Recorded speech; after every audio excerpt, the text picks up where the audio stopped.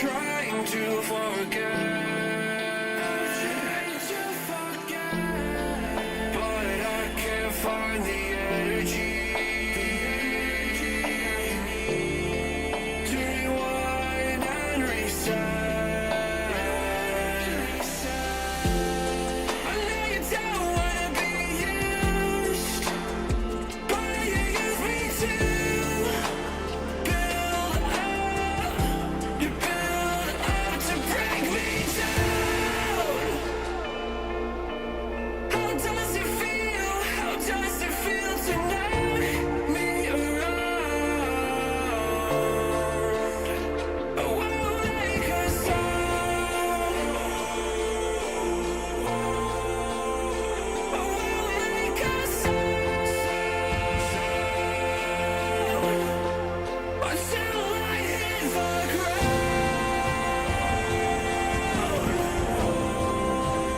I won't make a sound. So don't shoot me down. Alright, we're not broken. We're just getting off the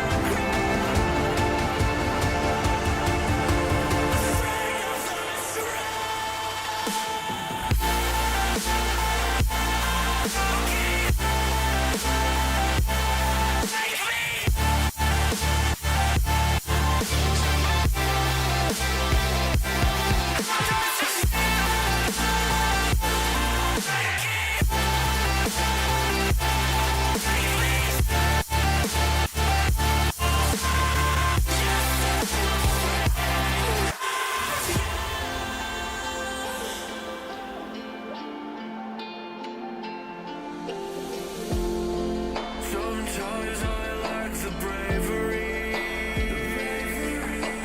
'cause I know I fear the end. One day we'll see a victory. Carry on until the sun will shine to break me down. How does it feel? How does it feel to knock me around? I won't make a sound. I won't make a sound until I hit the ground.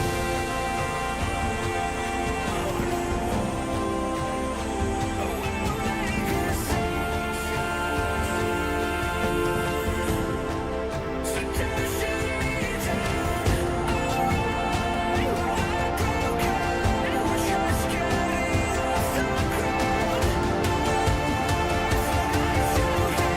I hope you're better now.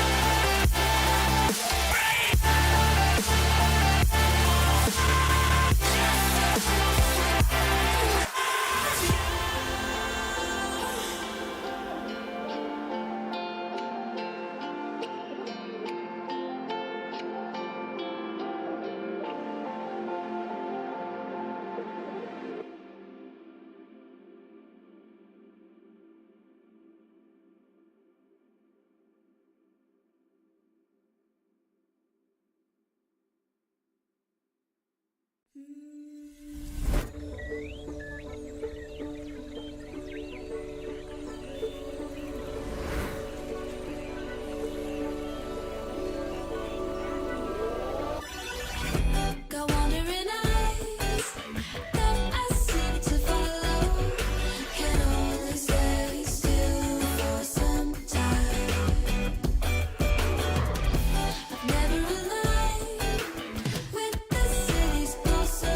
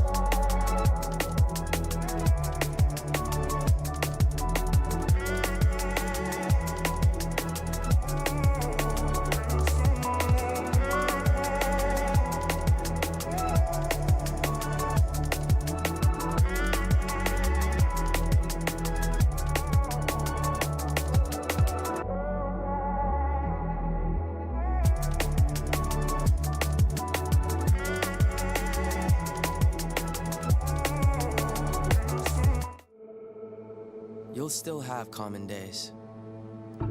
Get caught in traffic during your commute. Overthink a text message. Get a song stuck in your head. This is not one of those days. A few weeks a year and you'll discover the most uncommon time of your life.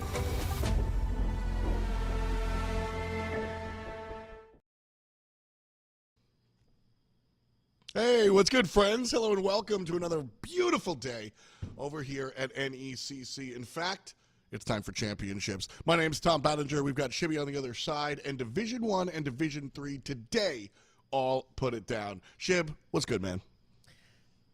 It's been a bit since we've casted together, F-Dot. I was so happy when we got to see each other today. I'm very, very excited for some NECC Marvel Rivals action. Like you said, championship weekend, the weekend before Nationals, which is very, very important because Nationals is the land. I'm excited. There's a little bit of bragging rights, a little bit of, hey, I'm going to hang this over your head until you can prove something different.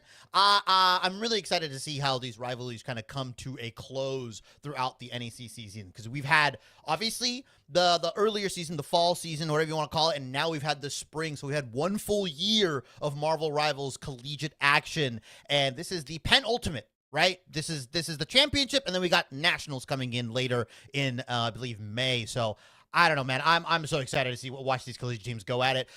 Collegiate Marvel Rivals is some of the most fun Marvel Rivals I've had casting.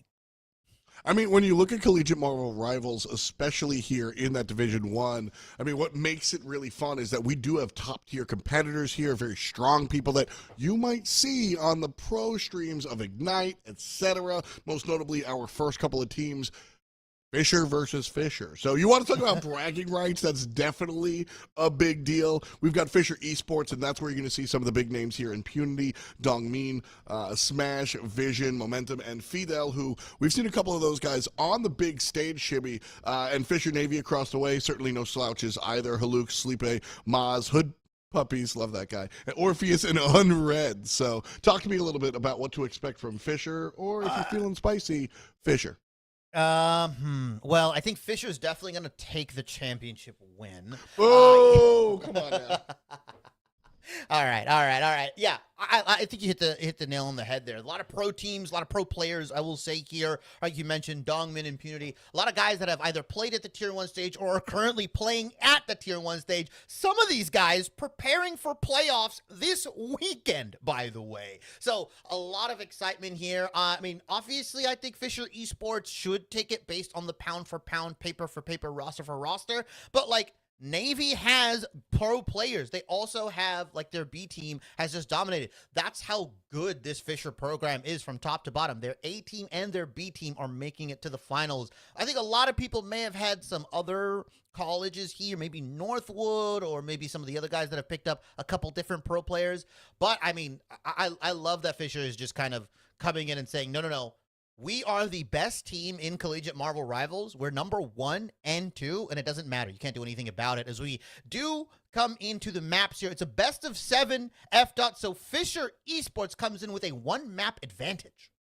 Yes, a little bit of housekeeping. If you haven't sat with us the entire season, first of all, where you been? Don't worry, we're not mad at you, but I'll break it down a little bit. Double bracket. So coming in from the bottom side, we're not going to do a bracket reset if Navy, who's coming in from the bottom side, winds up winning. Instead, we just give the 1-game advantage over to our top side competitor. So up until this point, Fisher Esports completely undefeated. Worth noting, when these two did meet up in the upper bracket, Fisher beat Navy a clean 3-0. So Navy hoping not to repeat that one. Navy coming from the bottom side, have that one-game deficit. So game one already said and done. Now we start here at Hall of Dajalia, which is a convergence map because of it. And right before we jump in, I want to give a special thanks to our homies over at the Army National Guard. Find your calling over at nationalguard.com. Without them, we'd just be us. So appreciate everybody involved in helping us with our NEC esports. And we ready to jump in. Hall of Jalia should be fun. Again, best of 7, so already one in the bucket for esports. Should they win 3, that's all she wrote.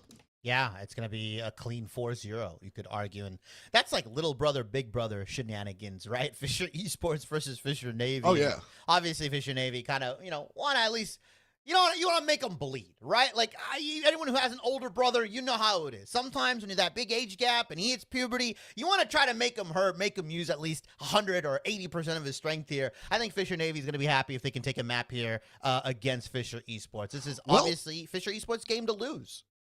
The other side of that, I will agree with that. Absolutely, Fisher Esports coming in as the top card, literally from the top side of the bracket. We see the history here, 3-0. Other side, though, Sleepe is the lone coach, right? Both of these teams have the same coach. I'm making the general assumption that they scrim against each other. This is one unit, right? When we talk about these esports clubs, this is one unit.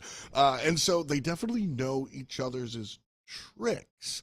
So there's a little bit more sort of knowledge homework stuff done on the side of Navy. So yeah, history tells us 3-0. Obviously, I'm always rooting for bonus rivals, but real talk, I think this one might be not as cut and dry as it might seem.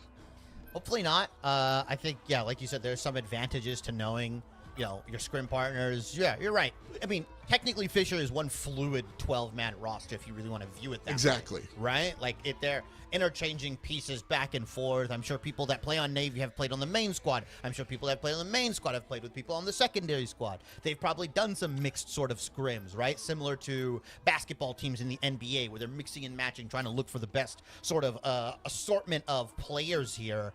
Yeah, it might not be as cut and dry as you say. Fisher Navy, though, we are going to be into MRC bans, so it's a little bit different. You've been watching Ignite bans for each other, and they save for each other. In this case, Fisher Esports and Fisher Navy, these are all global bans and global saves. So White Fox and Gambit going to be removed from both sides, but the Elsa and the Invisible Woman are going to be saved for both teams here. I mean, I know patch 7.5 hasn't hit, so I don't know what they're smoking. I don't know why Elsa is being allowed in this game. That part, like, really, listen, when it comes down to the tier list, I always tell people to pay medium attention, especially in a game like Rivals, where individual prowess can just supersede. If you are that good at Hella, I don't really care what's going on. Just pick her. And then you have those S++++ moments, and Elsa's one of those S+++ moments. So Fisher Navy kind of trying to lock that down. And now you've got some anti-dive locked in here from Fisher Esports. So again, these teams know each other very, very well. Who on Navy likes to dive and is going to be deterred by the Fishman? Definitely something worth thinking about. Yeah, they're going to save the strategist Deadpool variant. One of my favorite additions to Marvel Rivals, by the way. I mean, I know he's super OP, but just the wackiness of Deadpool. I feel like Rivals really encapsulated the fact that, hey, he can go all 3 roles. He breaks the rules. He does this. He does that. They're not going to ban the Vanguard version, though, which I will say you should. It's a strategist's worst nightmare, getting Deadpool ulted. Just being able to walk forward, pretty much no problem. And then, yeah, once you get hit with the ban hammer, you're just like, guess I'll die. Not really a great shot to kind of deal with. So jumping on in here, Schlippe on the side of esports, and there's that animated border for Maz on the Fishman. So at the end of the day, what's interesting is I think that Namor is thought of as specifically an answer character.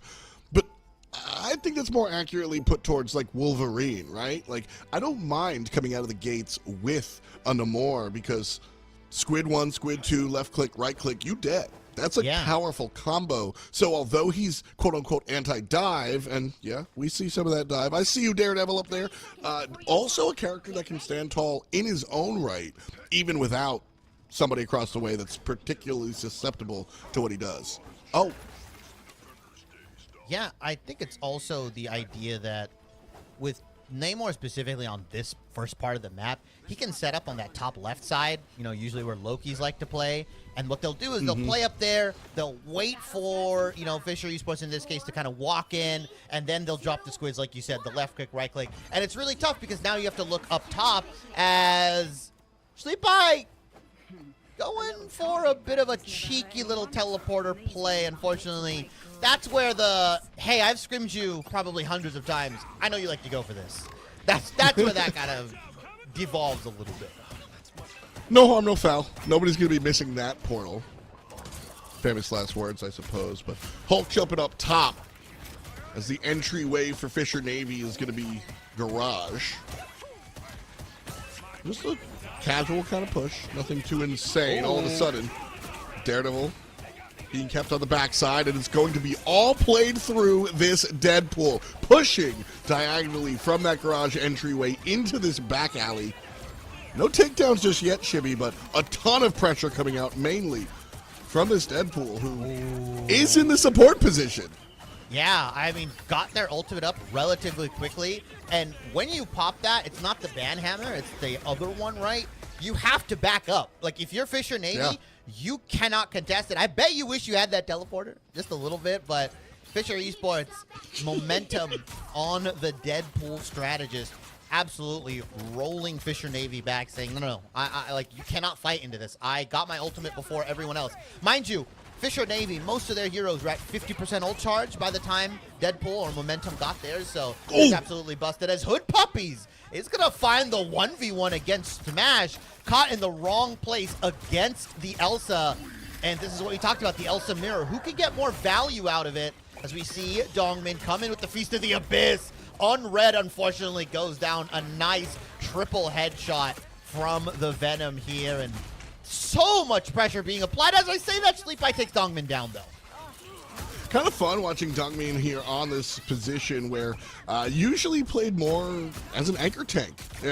Not the Venom, obviously, the player. I'm used to seeing like Dongmin on some of the Strange play, but instead going double dive here to facilitate some of what Fisher Esports wants to do here. But it's going to be the response from Orphan. And there should be a good stop here for Fisher Navy, pushing the defense off of it. But the Glartrox coming out from Vision as a response, trying to push everybody off of the blue carpet. It do not matter. Point still surging forward. Fishman ult pretty much negated. And now all of our Q buttons on cooldown, and we'll see a neutral one more time. Yeah, Unread does pop the invisible boundary here. Eye of Agamotto comes out from the invisibility. And that's a very underrated team up. It's going to at least guarantee one elimination. Fisher Esports so far, a solid .1 into now getting stuffed just around the corner for .2. Fisher Navy holding a relatively strong spot here, especially with Maz on that Namor. High ground on this map specifically works so well with the squids. You have to look up to take them out, and that's just not something Fisher Esports wants to do. As I say that, those smashes, you know what? I'm tired of playing games. Let's just do a mirror match, baby. Namor and Elsa versus Namor and Elsa. There's no other way around it. Your duelists have to be better than my duelists. Yeah, especially just Haluk has actually had a pretty decent game. And Elsa, is she dive? Is she poke? Answer, yes. So Smash is going to be threatening no matter what here. Some interesting swap-ups. Navy really needed that Orphan ultimate before to work faster. Now they're able to push forward. Still a ton of time on the clock, so not an ideal situation, Shibby, but also not something I'm writing home to mom about. We do see Vision holding that Glartrox. Apex Predator is available. I mean, this guy is just freaking moving and grooving with Elsa. And I know it's a 2-second cooldown, but it's still really fun to watch this character just absolutely go crazy. Glartrox comes out from the other side from Hood Puppies. Unfortunately, a second time in a row does not land onto anybody, so needs to work on those Apex Predators just a little bit. It seems as though Vision is holding it for something special, maybe trying to wait out the invisible boundary, maybe looking for it. There we go. That's a good Glartrox, taking them out of the invisible boundary. Unfortunately, unable to find any confirmations. Impunity does pick up Maz on the back end, but that's going to get traded out. Unread wins the Invis 1v1. Hood Puppies takes down Smash as well. Fisher Navy looking pretty good with this carpet in tow. Maybe a little too much burn for that team fight win, though. Haluk's going to be able to hit their ultimate as well and charge forward. Looks like it's going to be disjointed. Okay, so a full reset here coming out from Fisher Navy. Obviously, that's a win for Fisher Esports. 3 minutes on the clock here, folks. And we are halfway through our second point. Basically paused. Slight forward momentum, but here comes Dongmin chowing down on the back line, making sure everybody's stuck in the mud. And you heard Haluk wants to turn things around with that Eye of Agamotto from the teammate Sleepy. Nothing doing. Yeah, most of these ultimates haven't been landing too many of these eliminations. Nice whale, though, from Smash. Last time got a 3K. Says, you know what? 2 should be just enough. As Haluk on the Captain America, being a little bit annoying, but they do take him down. Wastes a little bit of time. 2.5 minutes. Halfway to point 3 here. Fisher Esports in a pretty good spot. Hood Puppies, though, does have the Apex Predator. Maz has swapped away from the Namor. Realized, hey, I'm getting diff. Let me try to get some value on something else here. A soft support supposed counter to Elsa, although I don't think that exists at the moment. As Dongmin terrorizing the back line once again. I mean, his Venom is elite. Giving him something like this in a match against arguably the little brother team is bullying at its highest degree, as Momentum's going to pop the Deadpool ultimate here, and Hood Puppies isn't going to get a chance to pop the Glardrox. I mean, woof, F dot. Fisher Esports, put an exclamation point on that round win. Yeah, give me 2 for sure. Very, very exciting, and pretty much all around that strategist Deadpool to open the door. Momentum, yeah, you ain't kidding. That's your name, homie. Certainly bringing it here. Worth noting, man, like, this is a great team. They played really well, but still only a $147 on the clock, right? Like, it's not like we ended this game with 3 minutes in the bank. This is very doable for Fisher Navy. And also, we get to see a switch around. I think a big part of this composition for Fisher Esports was Dongmin on that Venom. And we will see it again, but we're not going to see the double dive on defense. That's just kind of not where we go. So we will see one of the Stranges. It's going to be Impunity. And that's probably a good look for thinking meta. Like zoom out real quick. Dongmin, usually the anchor tank, usually the shield tank, not as usually the dive. This is not his tier 1 play. So this is how you become a more rounded competitor playing against some of the harder players, right? This is championships, homie. This is not easy. This is not a scrim, but you get to sort of bat lefty, so to speak. So I'm excited to see Dongmin on defense now on the Venom, because it's largely a different approach. I love the fact that both of these teams went for the opening portals. It's so funny. Yeah, Venom on defense is a little wacky sometimes. It's less about initiating the dive. As I say that, though, he's just flying in. I was saying more he sets up, then he waits for, the enemy team to kind of walk into those kill boxes, right? That's literally what they call them. Unfortunately, when you're Dongmin, you can just create one yourself, as Fisher Navy gets absolutely wiped away here. And I'm not sure I'm in love with the Groot Haluk, right? Because with the meta we're in currently, Groot just doesn't function super well. You don't have to worry about walls. You don't have to worry about getting hit by him because you're diving past him. His low mobility does not allow him to interact with a lot of the dive in this game, and specifically Venom. As a TP does come on to point here. I like that from Fisher. Specifically, Navy just coming in and surprising the esports team out and saying, wait a minute, why are they taking so long? Initially get a pick here. Fidel goes down. That's one strategist off the board for Fisher Esports as she's coming back to spawn right now. But Navy, you've got to confirm some of these elims, as Momentum is going to pop that Deadpool ultimate to give a massive area of effect healing. And I think stuff out this engage from Navy with this crafty TP at the beginning. As soon, I really liked the TP, and I was agreeing with you with I don't really like the group pick. But the portal combined with some of the Groot walls, I started to see the vision. But vision on Fisher Esports also saw what was happening. Pop, pop, pop, took down Orphan. And, well, that's kind of all she wrote. And so with 2:12 on the clock, Navy has two separate pushes completely negated.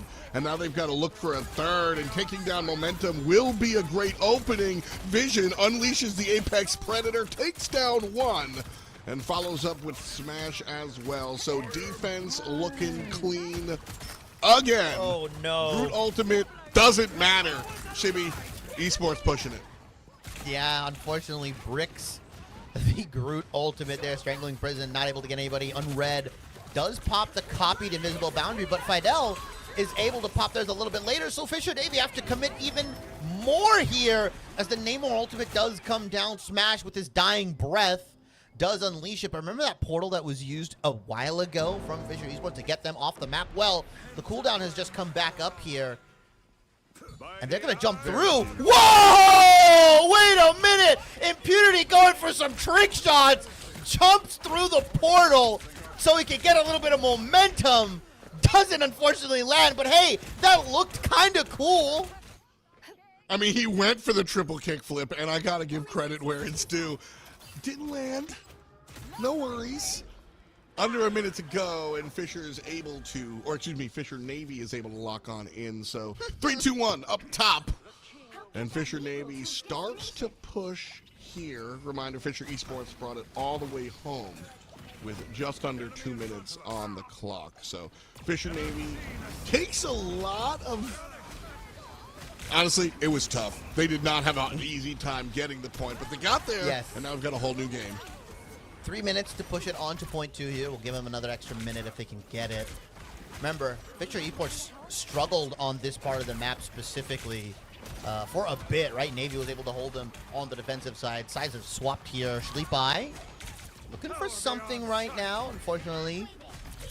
Trying to open up with this Eye of Agamotto, but unfortunately, it's really, really telegraphed. They know what you want to do, but can you trick them into thinking you don't want to do it right now, you want to do it a little bit later? As Hood Puppies and the rest of Navy is pushing Esports back, is it time for Momentum to maybe swap off to a better strategist as the Loki Invis strat line for Navy is just paying dividends right now? I mean, double anchor tank coming out from Navy. You want to talk about the back line. I want to talk about the front line, homie. You've got both Magneto and the Doctor Strange able to just shield everybody on the back line. And Hood Puppies doesn't care about anything thanks to what Unread is doing. Big lanterns, big swap into the invis, big pillar of invis. And we're going to see Maz on the backside finding some damage, taking down Momentum. That's one support. Hood Puppies taking down the front line. And the 4 players of Fisher Esports, they're just going to be the meat of the sandwich. Still forward Momentum, 0.3 meters away from our checkpoint. And a good stop here from Fisher Esports, as we'll take a moment to breathe. I don't hate Sleepy trying to go for that Spider-Man, just like to keep the movement forward. You know, I know you do. After you got a lot of problems. I've been seeing it. You might have some issues with Spider-Man players, but I don't hate it from Navy trying to keep that momentum going, trying to make sure that they can potentially get that finish line. Unfortunately, Esports will hold them here for a moment. 1 minute. 2 seconds left on the clock. They got to push it at least a couple more meters. 60 seconds now left on the clock. Galactus telling him, hey guys, get your butts in gear. You've got to push this to point 2 if you don't want to get swept and potentially a 4-0 is, like we said, Fisher Navy already down 1 map because of the upper bracket. If they go down 2-0, it's only 2 more maps before Fisher Esports gives them the 4-0. Smash, though, has the whale available. Impunity, Eye of Agamotto on deck. Navy, a little less to work with.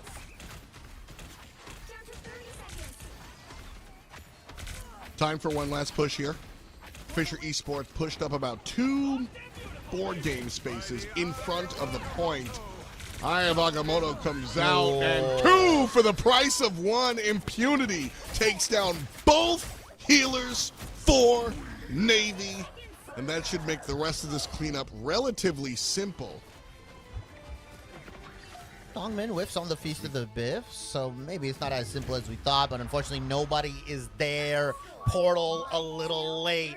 Fisher Esports, big brother, showing when you need to go to the gym, when you need to work out and drink your protein shakes, because Navy unfortunately does go down 1-3, and that's a 2-0 lead for Fisher Esports in this best of 7 or first to 4, however you want to say it.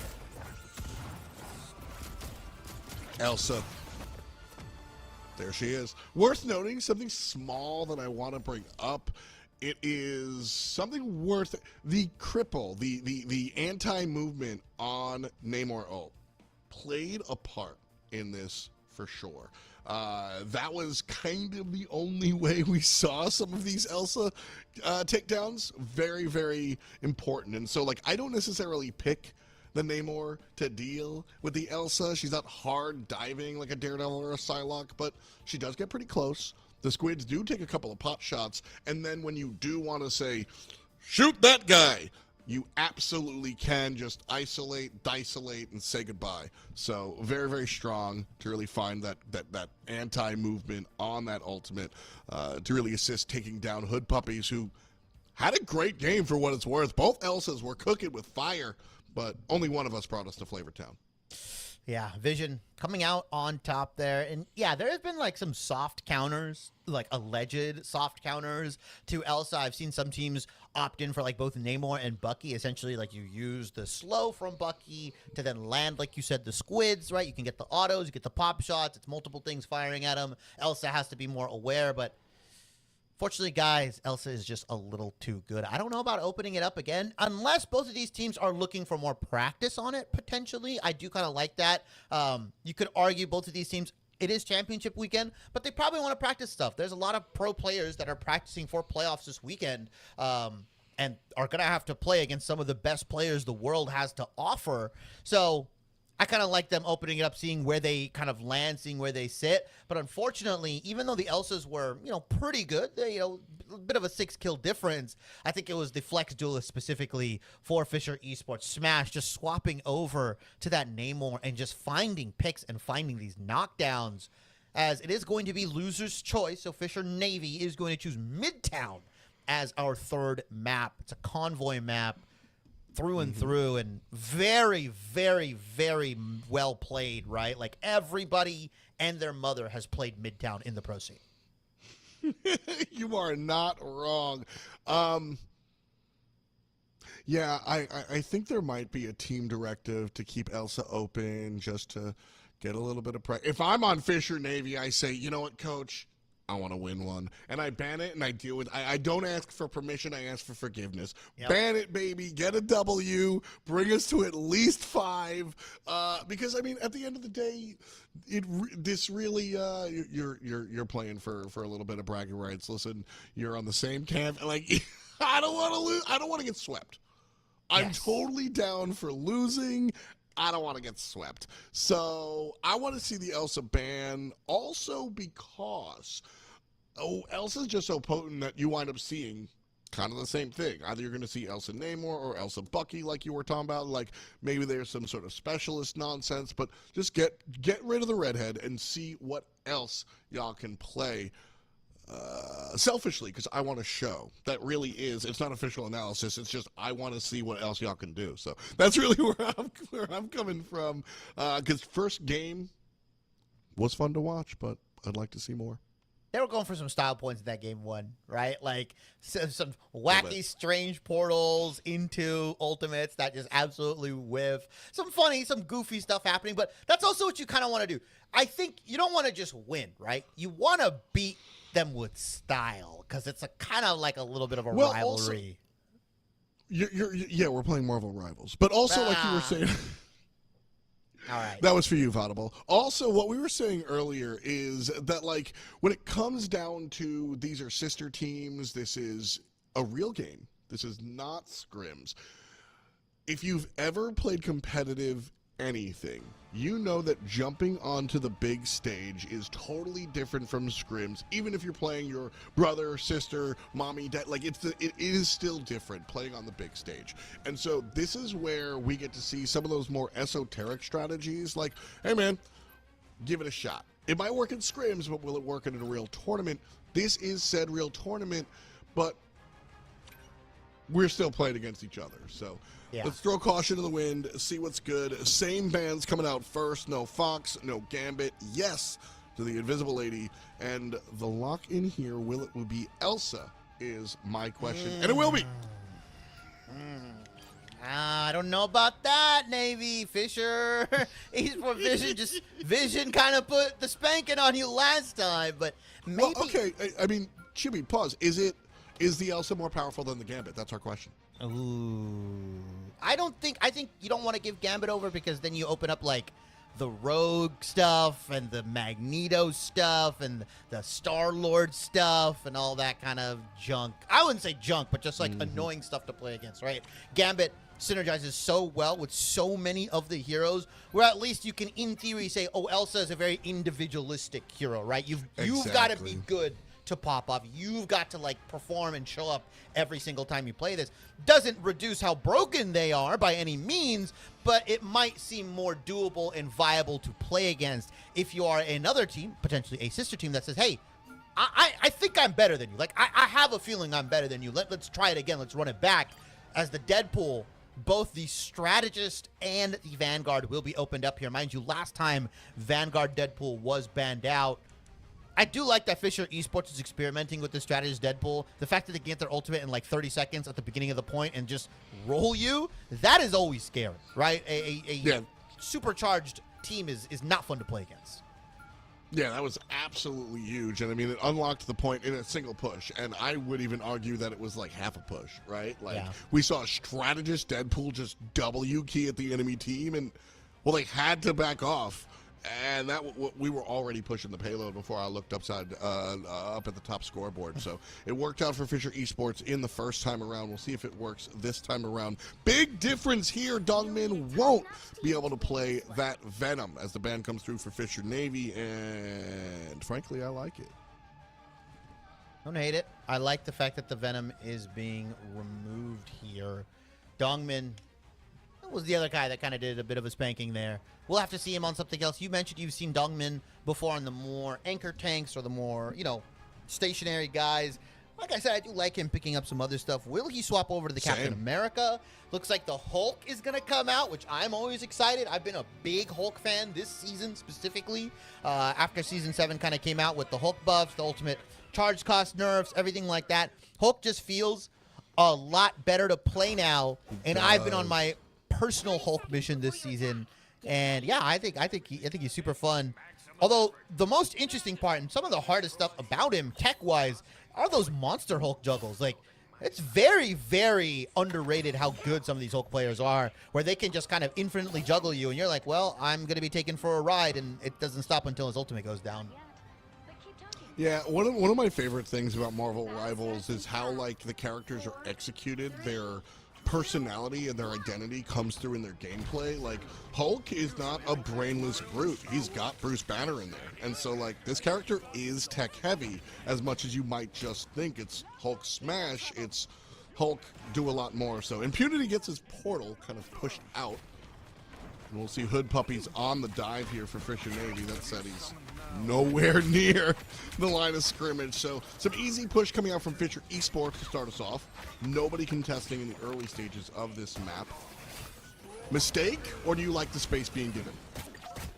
It could be dangerous to play up super close around that bend, but now you're giving too much space because you've given the high ground over. On top of this, you're giving more cart momentum. It's getting a lot of free space. Yeah, like, I don't mind giving it initially, but now momentum's going to be able to get the ultimate here. And even if they don't get the jackpot, right? If they don't get the full 7 stacks, as I say that, though, they do get it because they can infinitely bounce.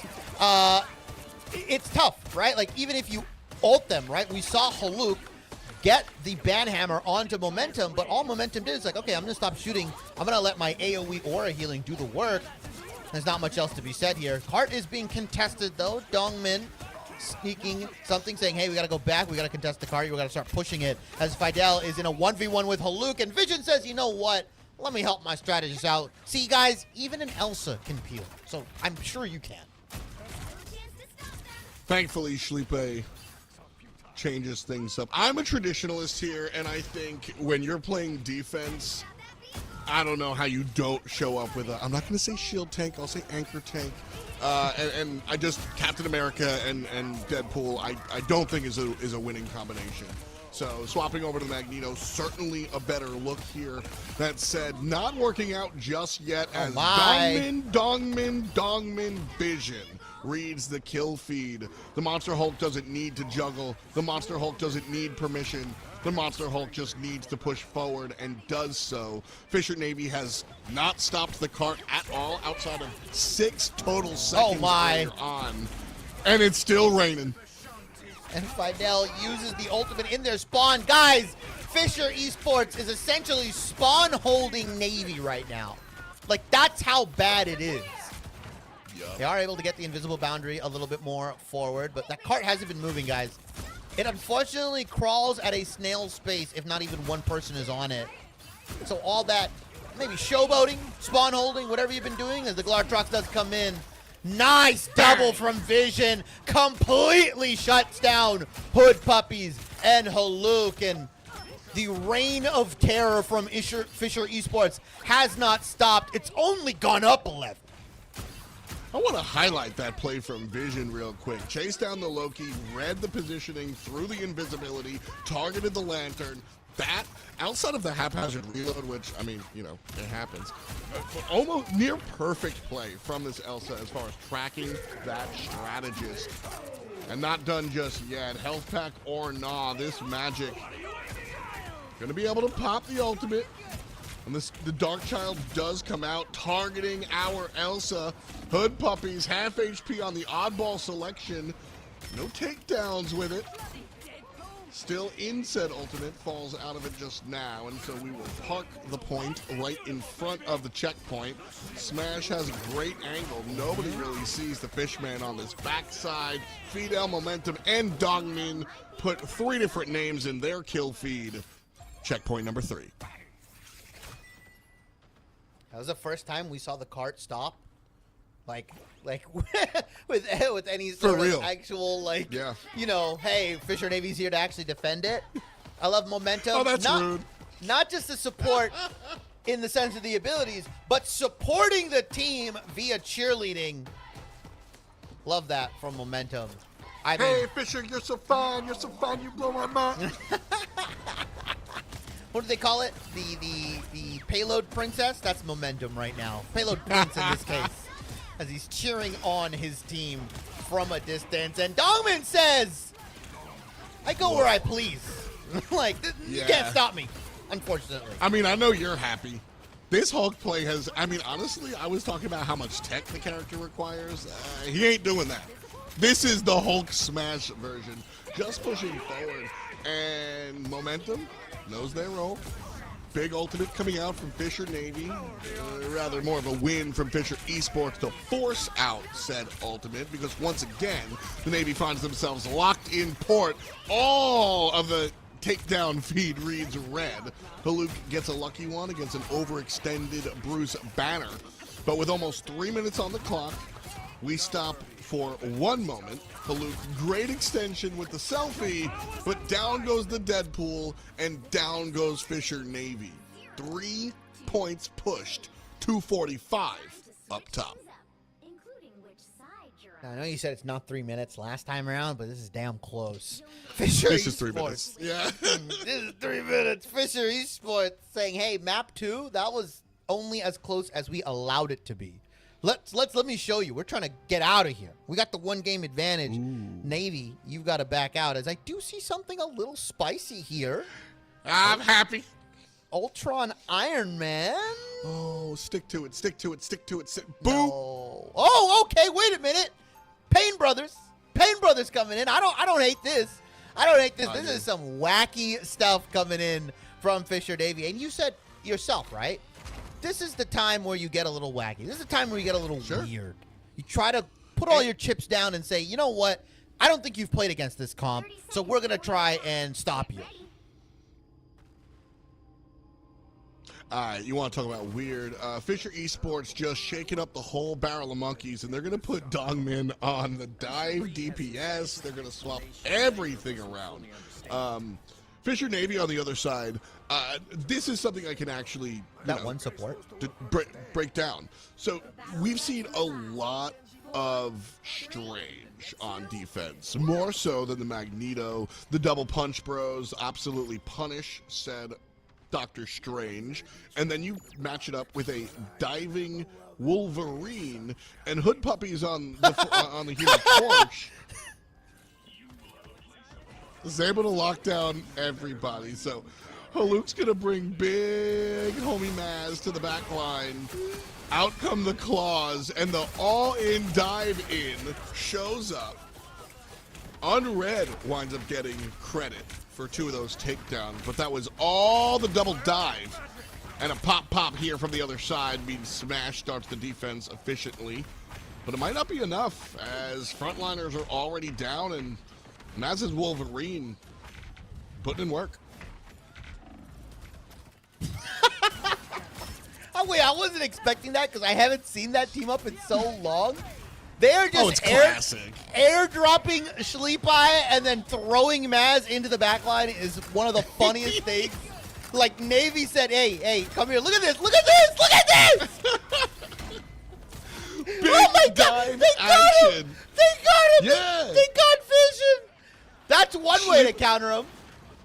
Schleepai drops from the sky, Hood Puppies drops from the sky, Maz shows up on the left side, and Fisher Esports is just like, everybody's jumping on me. Not really sure how to deal. And slowly, we'll find a way to deal. And one of those ways to deal is raw damage output. Orpheus on the Ultron.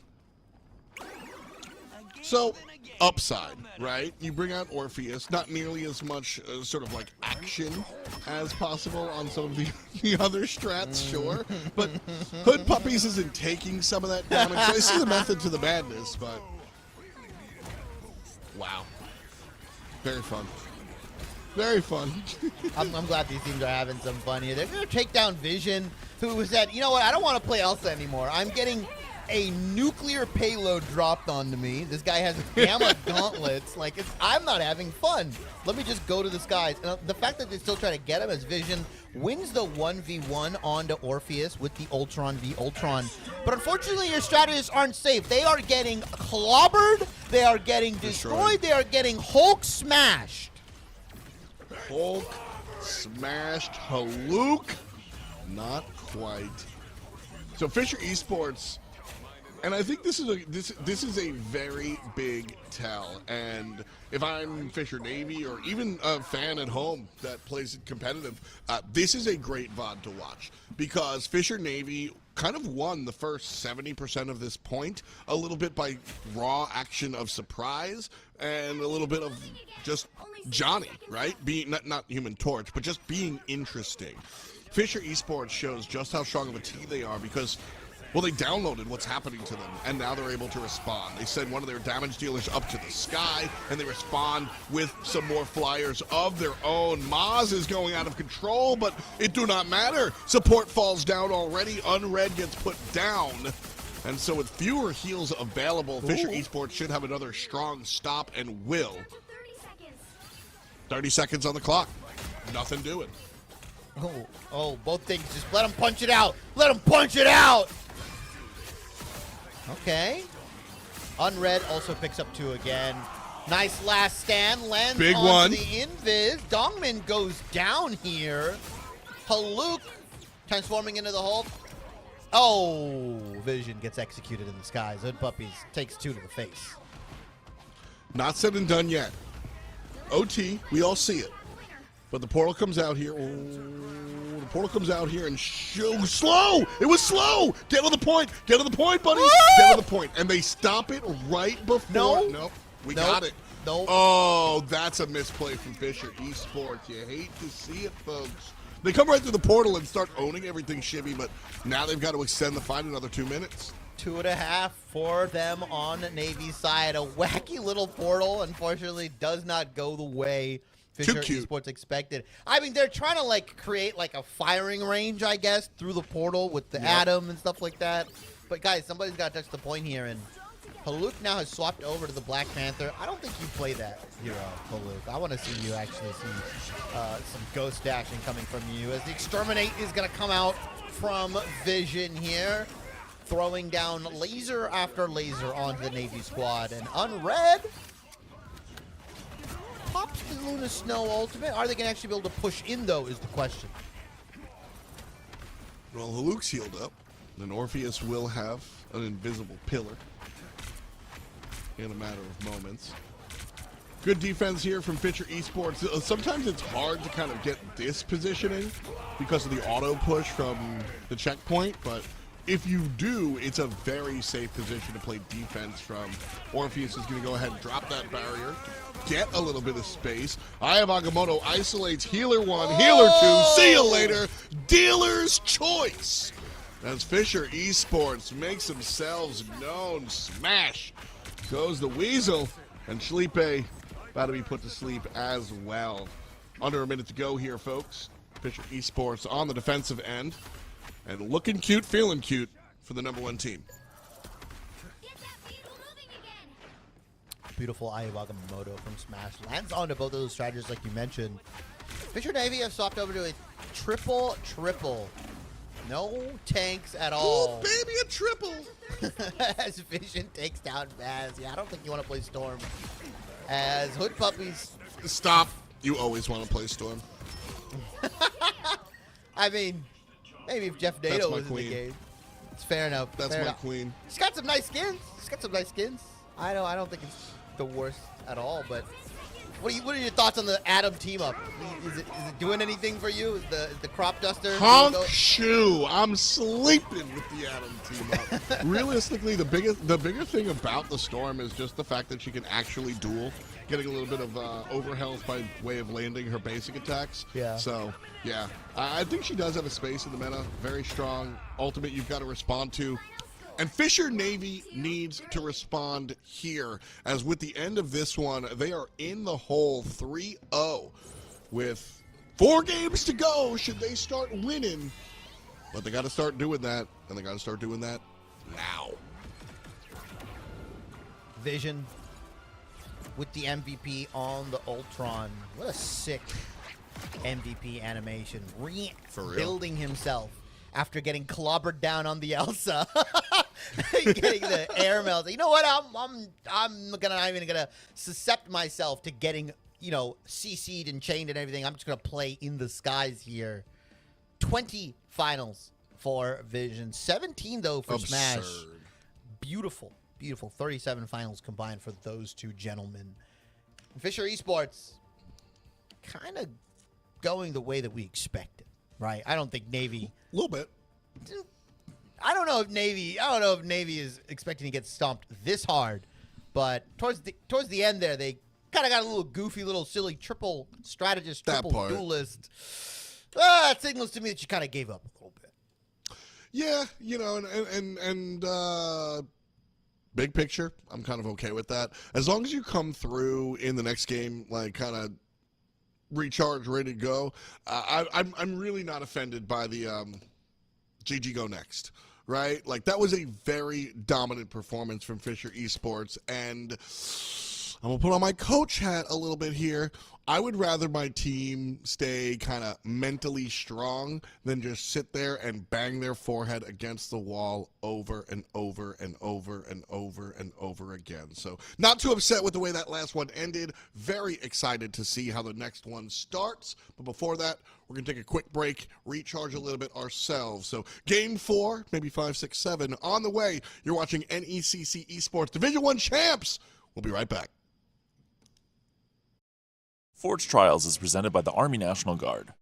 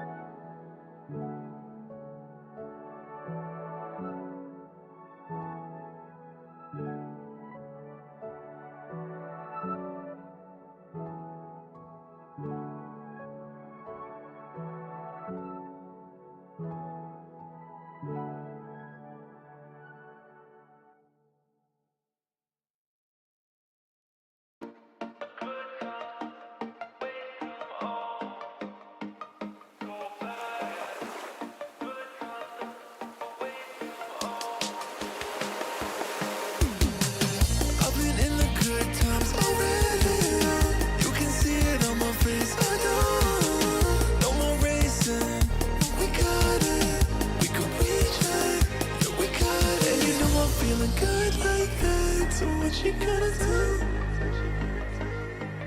And I can't stop thinking about you, but what you gonna do? And you know I'm feeling good like that, so what you gonna do? And I can't stop thinking about you, but what you gonna do? What you gonna do?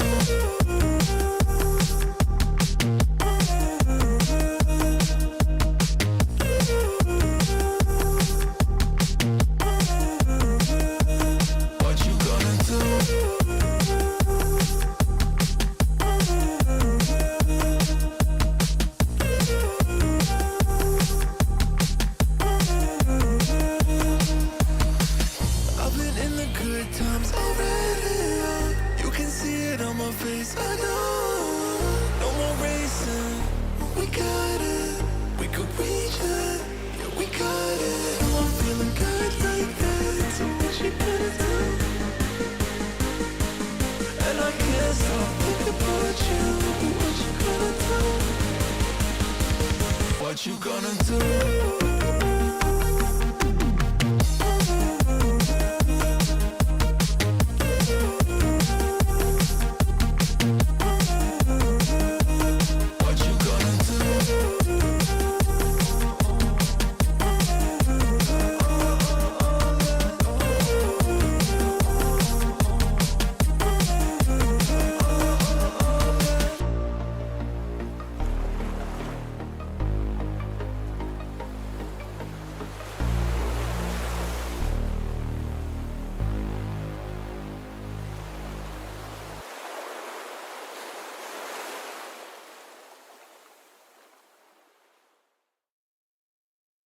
One, two, three, four.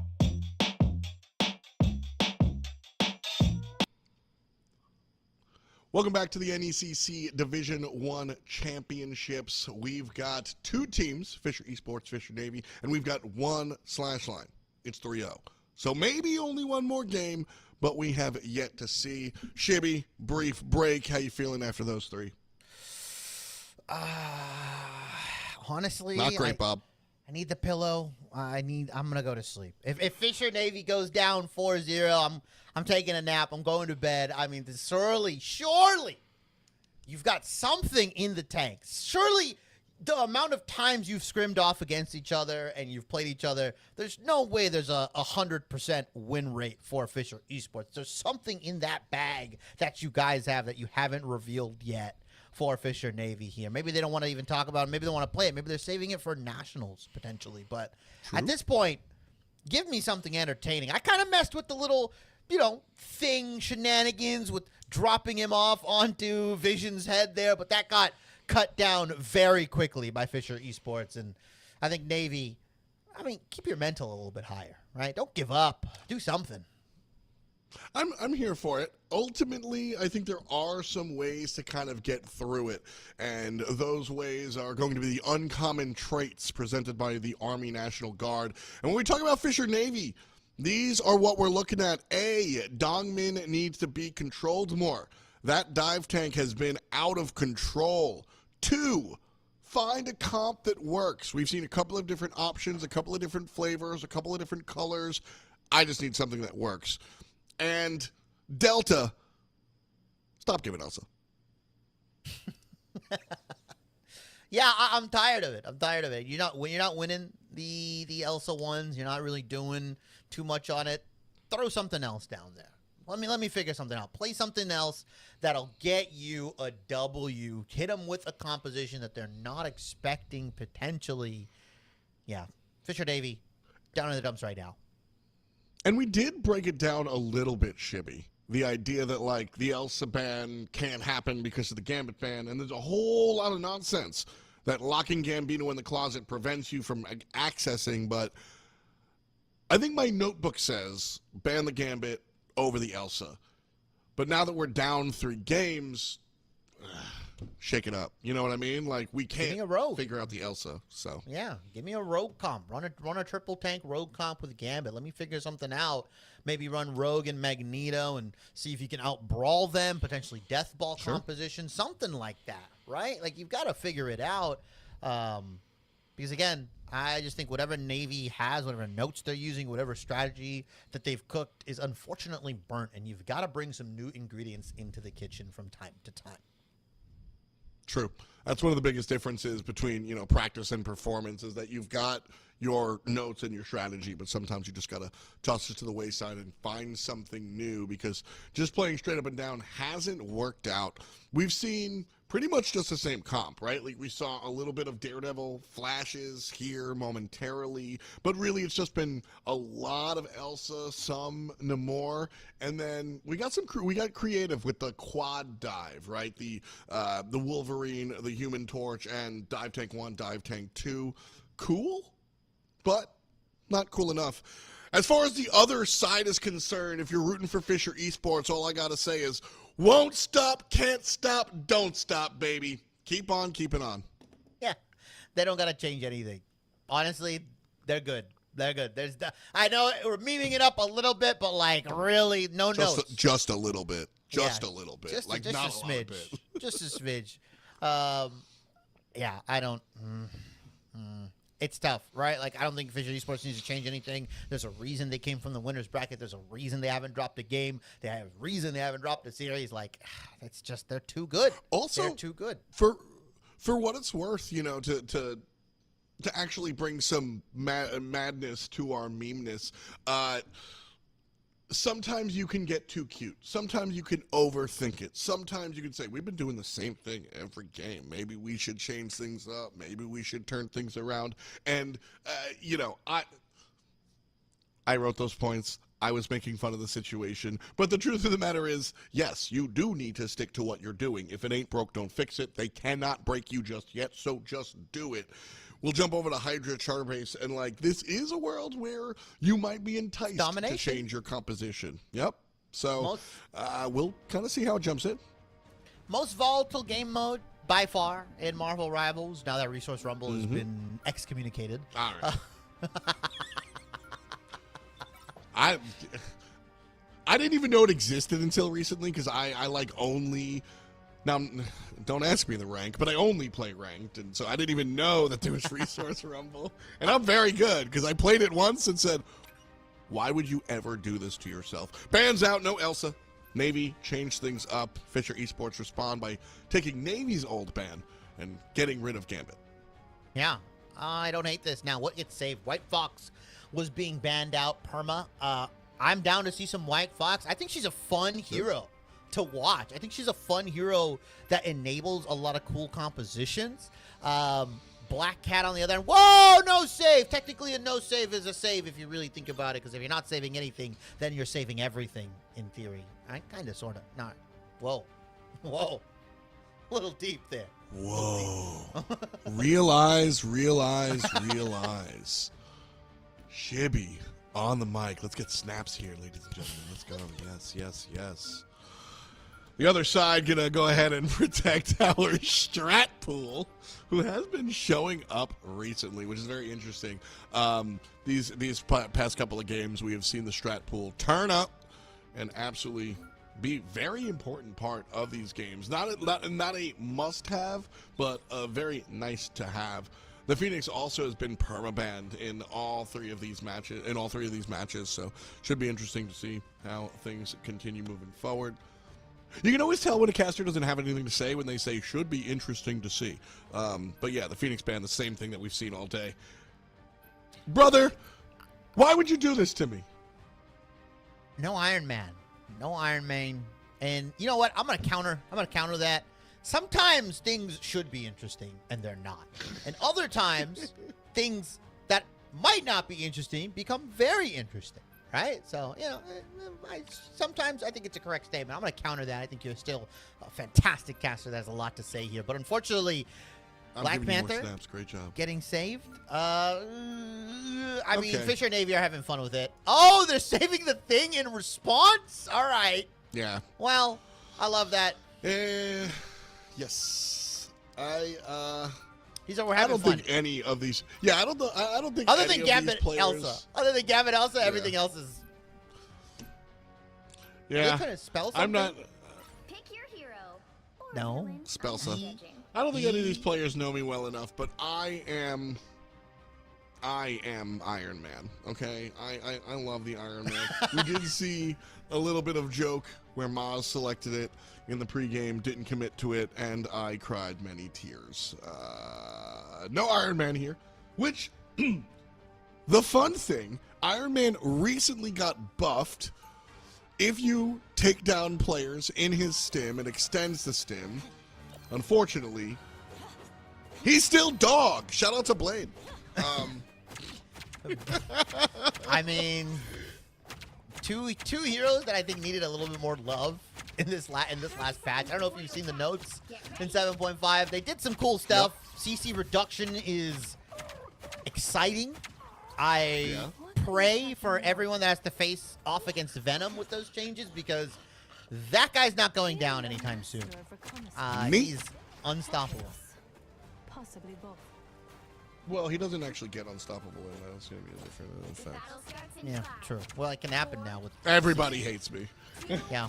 We've Yeah. got Fisher Navy versus Fisher Esports once more with feeling. Of Scarlet course, this Witch. is a best out of 7, so Fisher Navy takes this one home. We keep on keeping on. But instead, Fisher Esports going to say, surprise, jump onto the backside by way of a portal out of Smash.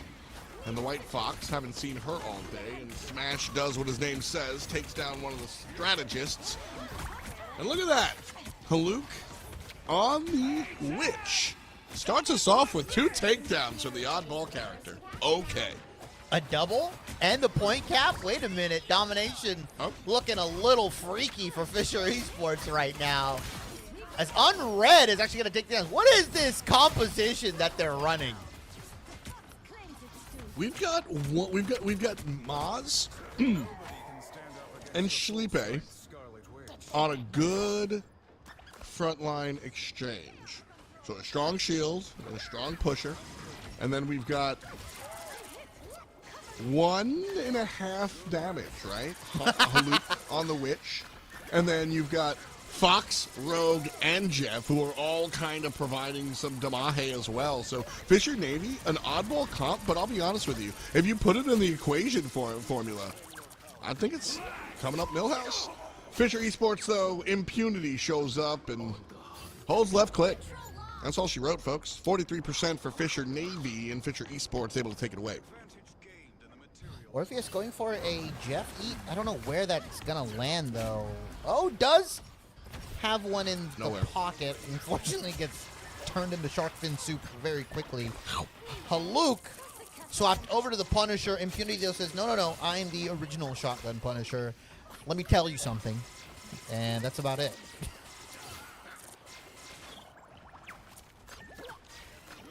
The Hawkeye being taken out here, which I would normally I think Hawkeye is a fun selection for when you're like, I don't know how to get out of here. They're just kind of outplaying us. But the problem is there is a dive character on Fisher Esports, so Dongmin, as soon as he gets the telegram that Maz is on this long-range sniper, he gonna work.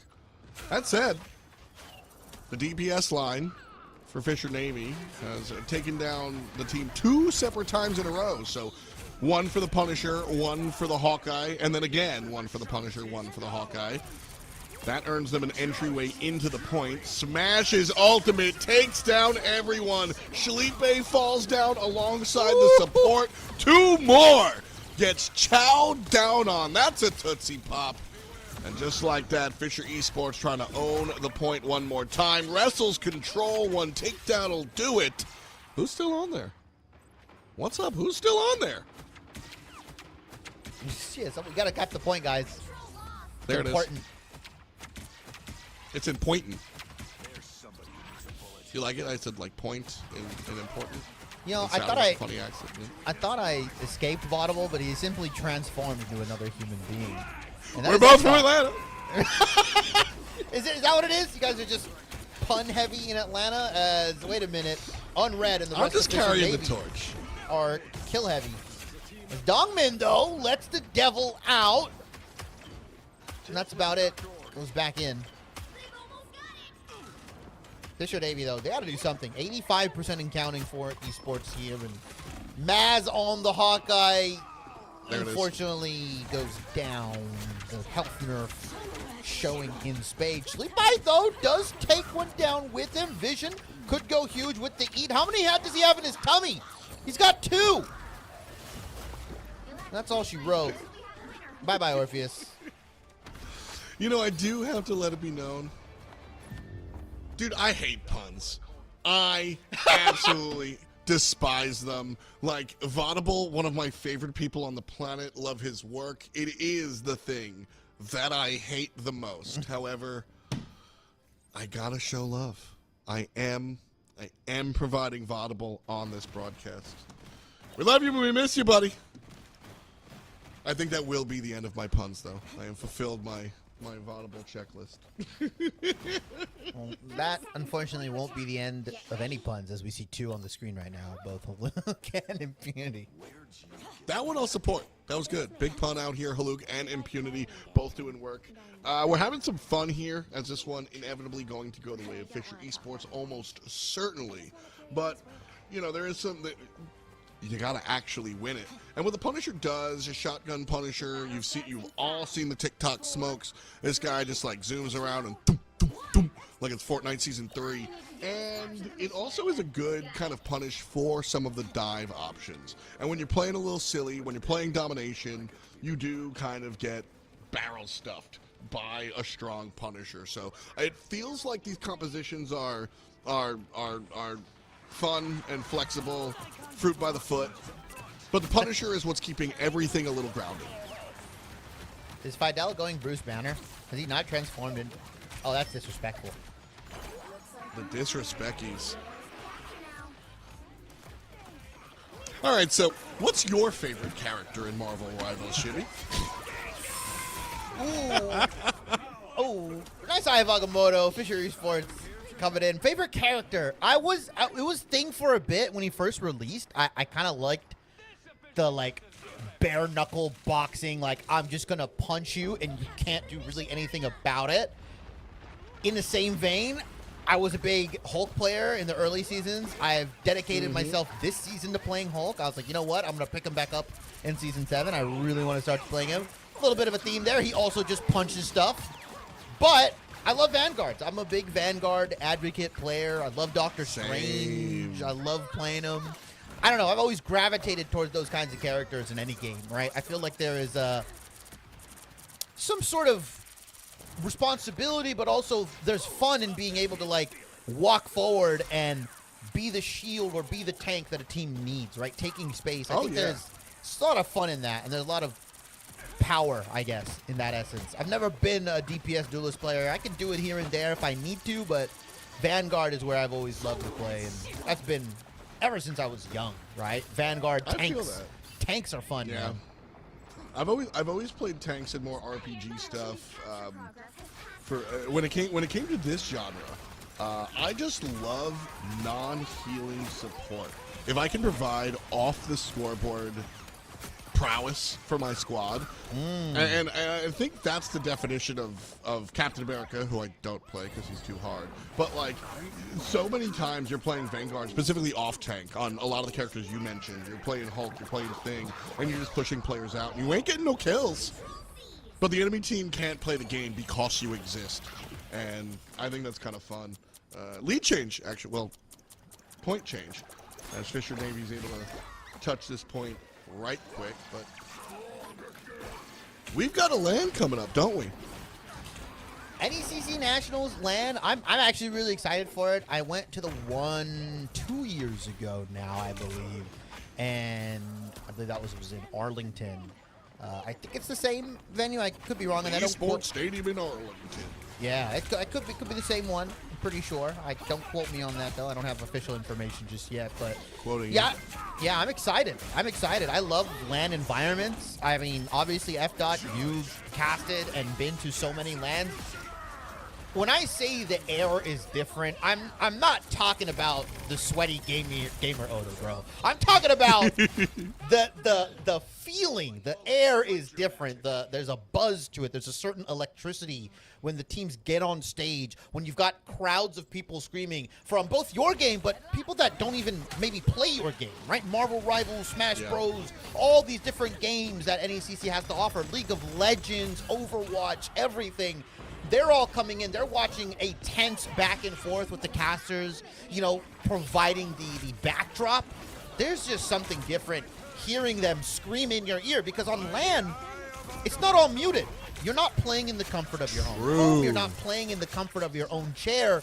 You are hearing the casters scream what you're doing. You are hearing the rumbling of the crowd, if it's big enough, the screams, the roars, and there is no other feeling that can replicate that, really.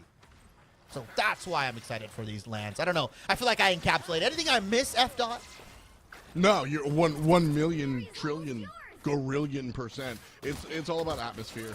The experience is very different. And the other side, especially here in collegiate, and you know what, like, it applies to pro play as well, as much as that might surprise. It is a little bit about, like, corny community. Like, showing up and finding other, like, y'all have dedicated your lives to this at this point, or at least the moment in your life to this, right? Like, when we think about the competitors that are on your screen right now, these guys give up their weekends, they give up their evenings, they give up their free time to go ahead and jump in. And so a very, very big part of that is seeing other people around you. And so we'll be playing at the Boeing Center at Techport San Antonio, and that will change kind of everything, and you'll be able to see all of these people. Also putting names to faces, like, straight up and down. It's just fun to high-five these people that you've been playing against for months, you've been tweeting at, you've been hanging out on IG with. So definitely a big thing coming to LAN, and we hope we're able to see you. Fisher Esports able to bring this one home. 1-2, buckle my shoe. That is the end of it. Fisher Esports 4-0 against their sister team, Fisher Navy. Bring home the Division I championship, and they are more than poised to show up at San Antonio. That's exciting. Again, I didn't know. My bad. The LAN at Boeing Center at Techport, San Antonio. San Antonio is a cool city. I have been there once. Not if you ask Charles Barkley. That's a deep cut. That's a deep cut. I don't know if everybody's gonna get it, but that's true. I don't know if you ask Charles Barkley. I'm not Charles Barkley. I love everyone in San Antonio, the men, the women. Same. Everything over there.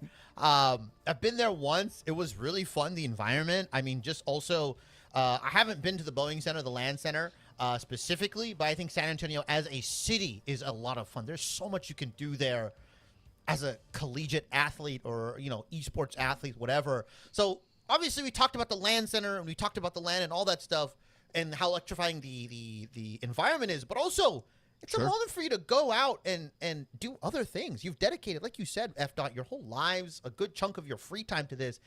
Go out, have fun. If you're of age, do of-age activities. I'm not going to promote anything other than that, but have some fun. I'm just saying, eat a cheeseburger. Yeah, hey, there's a lot of good food. There's a reason people in Texas look like me. There's a lot of good food over there.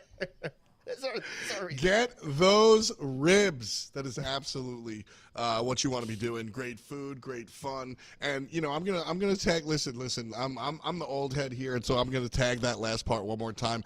Community. Put names to faces. Shake hands. Kiss babies. High five all of your colleagues and your peers, because it's just a lot of fun to find other people. Listen, we're all playing in the queue. Nobody has spent this much time looking at Marvel Rivals except for the people that are going to be at that LAN. So take that opportunity to go ahead and really bring it home and just have a good time. Like we saw these teams kind of have a good time.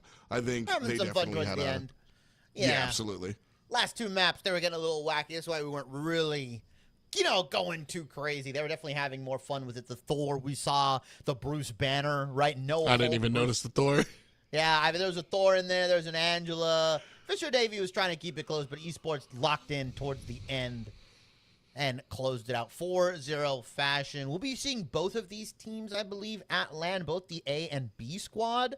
On top of that, I think we have a couple more confirmed teams for the LAN, if I remember correctly. Yeah, Fisher Esports and Fisher Navy both going. CSU Long Beach Gold is going to be there. North Georgia Blue, Northwood University, another school that we talked about, which we thought would be here, is going to be at the LAN. Mizzou Esports, a very storied organization. UTD, obviously Texas, natives in that sense, and University of Florida Orange. We're still waiting on a couple of them, but overall, those are the invited teams. A very jam-packed Marvel rival section of the LAN, but I also anticipate some of these guys are going to be bringing their league teams like Fisher Esports and Northwood, obviously Overwatch, CS. Like, this is a massive, massive LAN and a massive, massive undertaking from the NECC folks, and man, it's going to be so fun. Absolutely. That is May 14th through the 17th. Impossible to do without, obviously, all of the players. We got a village behind us as well. And without some of the help from our sponsor friends, most notably the National Guard. The Forge Trials presented to you by said Army National Guard. Find your calling at nationalguard.com. Definitely a big shout out to our friends over in that neck of the woods. And a big shout out to our friends out there in chat. I mean, if it wasn't for you, we'd just be us. So definitely glad to have y'all along for the ride. Coming up next, we've got one more matchup for you. It's going to be Division III championships. UNTD Varsity versus Maryville. And earlier you brought up some of the storied franchises in collegiate. Northwood being one of these big ones. Mizzou has a large background in a lot of different esports. You want to talk about legacy in esports? That's Maryville with a capital M. You could look through professional esports, league, otherwise, and just find all of the Maryville alumni across the board, and Marvel Rivals certainly not going to be an exception. No, not at all. I mean, any esport that they really put their mind to, they put the whole weight and breadth of it behind it. Right? They don't do anything, pardon my French, they don't do anything half-assed, right? That's Maryville. They go full 100%.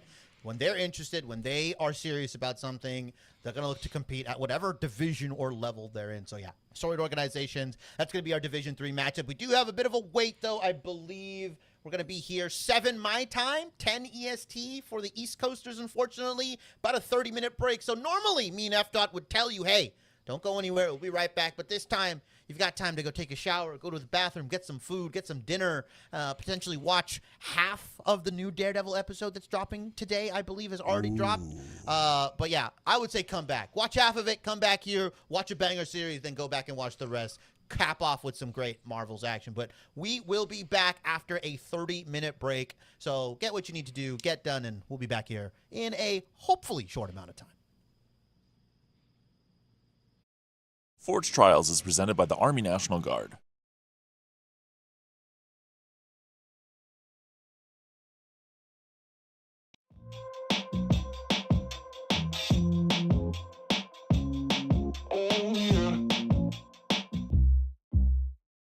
Oh man, would you look at me? You're just another one hit wonder, that's what everyone sees.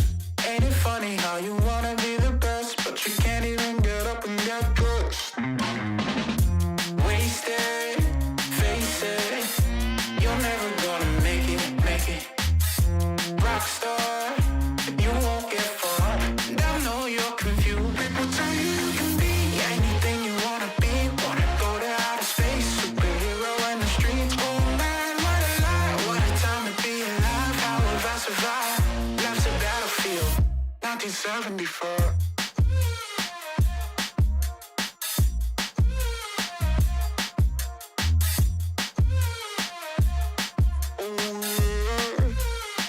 I think I'm going insane. I'm feeling crazy.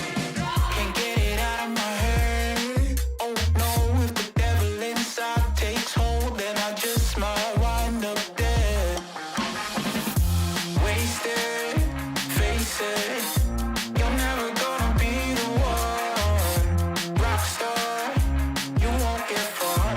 But at least you had fun. People tell you you can be anything you wanna be, a king or a queen, as long as you got a dream. Oh no, it's a lie. They just wanna take your life, try to tell you it's a battlefield. People tell you you can be anything you wanna be.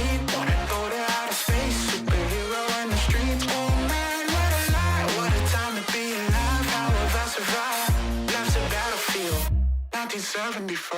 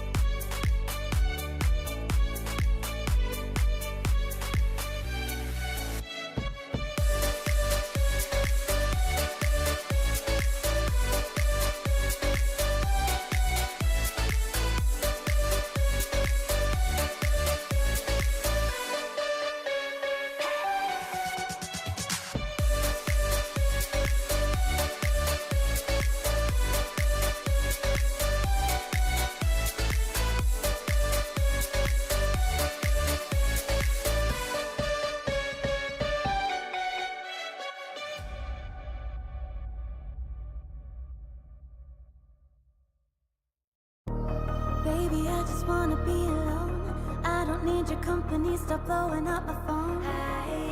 You don't get the things that I've been through, and I don't have the time to lay it all in front of you. And you think that you wanna save me. You don't know it, baby, why you do this? I got this under control. You think you do, but you really don't know that I don't need a savior. You can't be my savior. I'll save myself. I'll save myself. No, I don't need a savior. You can't be my savior. I'll save myself. I'll save myself.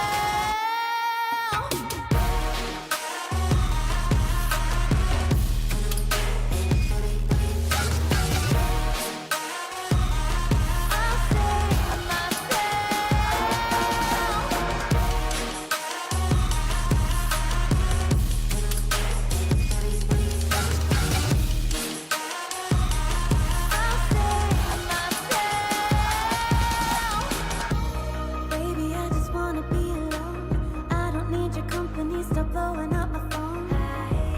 You don't get the things that I've been through, and I don't have the time to lay it all in front of you. And you think that you wanna save me. You don't know it, baby, why you do this? I got this under control. You think you do, but you really don't know that I don't need a savior. You can't be my savior. I'll save myself. I'll save myself. No, I don't need a savior. You can't be my savior. I'll save myself. I'll save myself.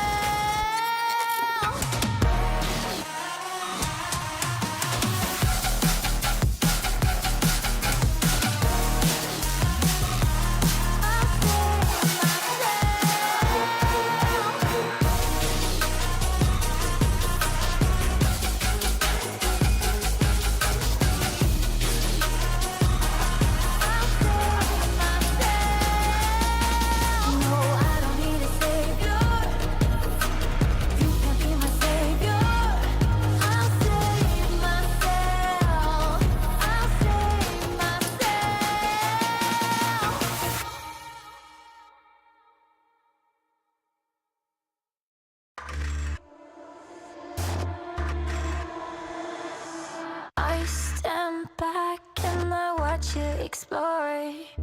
Imperfect visions, like I've been here before. Falling faster, I try to ignore.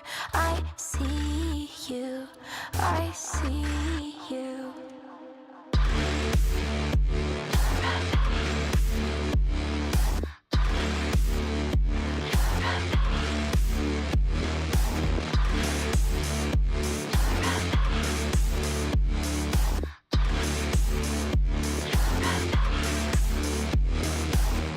I'll let you drag me to hell if you hold my hand.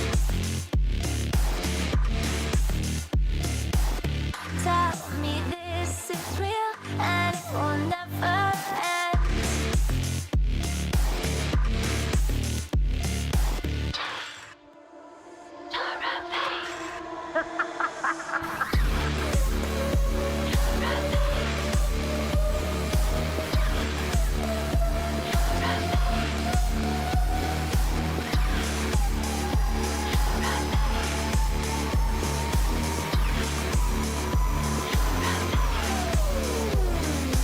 This is not what I came here to find.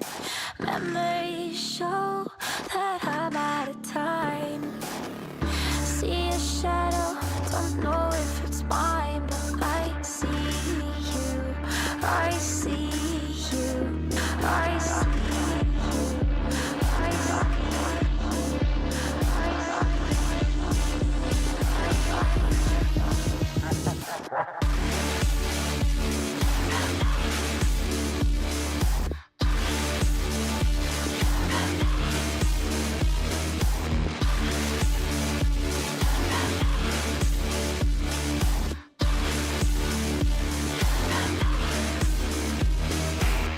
I'll let you drag me to hell if you hold my hand. Tell me this is real and it will never end.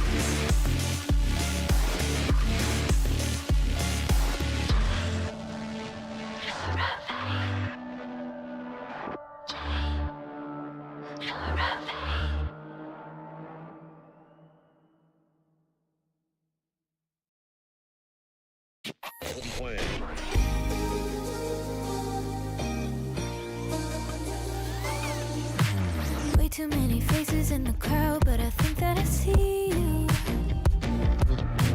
One too many days got me changing up the way that I need you. Now we're both at a bar, acting like it's not hard, trying to feel something different. Talk to somebody new, kinda wish it was you, kinda numb to the feeling. Now that you're gone, they say time should heal, but it's been too long. Couple months and I can't seem to move on. I can't seem to move on. I can't seem to. I can't seem to.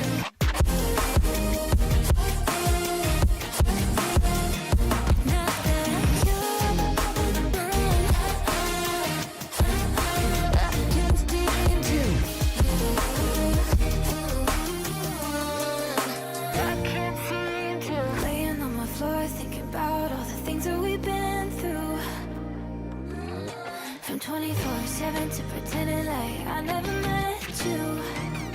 No, it's all for the best, cause I know we're a mess every time we're together. Going out of my mind, and I wish I could lie, tell you that it gets better. Now that you're gone, they say time should heal, but it's been too long. Couple months where I can't seem to move on. I can't seem to move on. I can't seem to.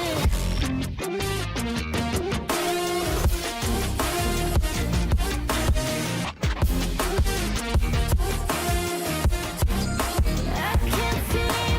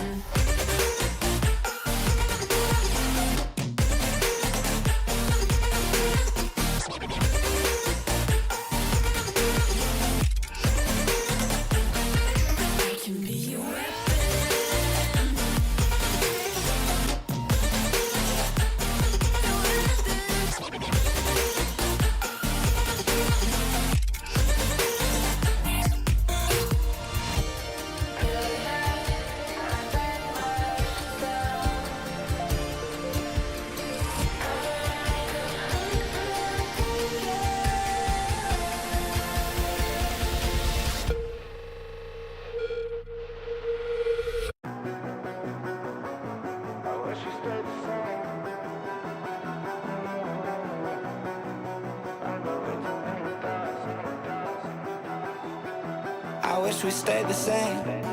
I got way too many thoughts in my brain, but I got memories that run through my veins.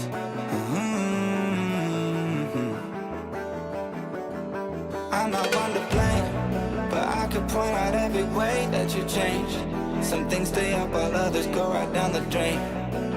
And lately we've been going down in flames.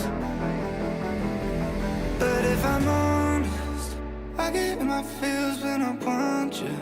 Say you feel it too, I'll haunt you. Hold on till I'm lost in nirvana.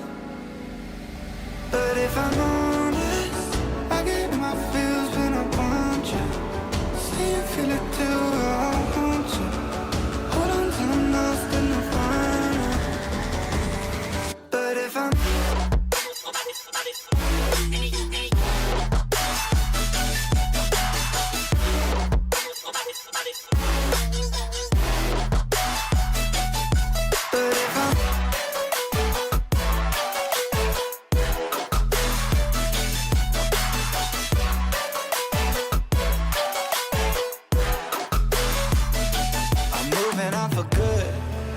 my therapist is saying that I should. I don't believe her, but I really wish I could. Instead, I guess I'll stay misunderstood. Oh, 'cause I'm stuck now, just trying to figure a way out. I've tried but can't seem to slow down, and I don't know if I want to. But if I'm honest, I get in my feels when I want you. Say you feel it too, I'll haunt you. Hold on till I'm lost in nirvana. But if I'm honest, I get in my feels when I want you. Say you feel it too, I'll haunt you. Hold on till I'm lost in nirvana. But if I'm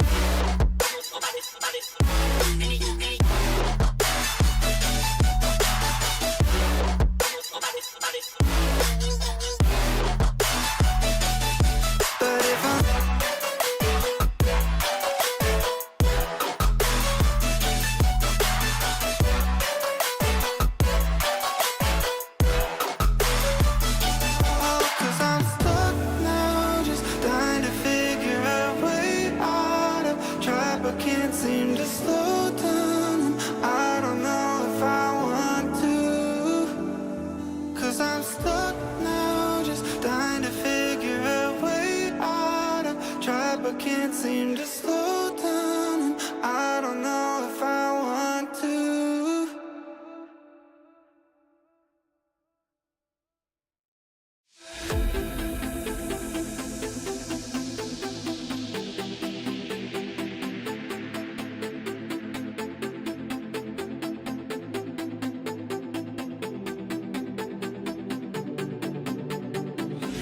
All I seek to find is a world that's mine. Need a place to hide. Will you free my mind? Following the light of a world that's blind. In your eyes I see there's a place for me.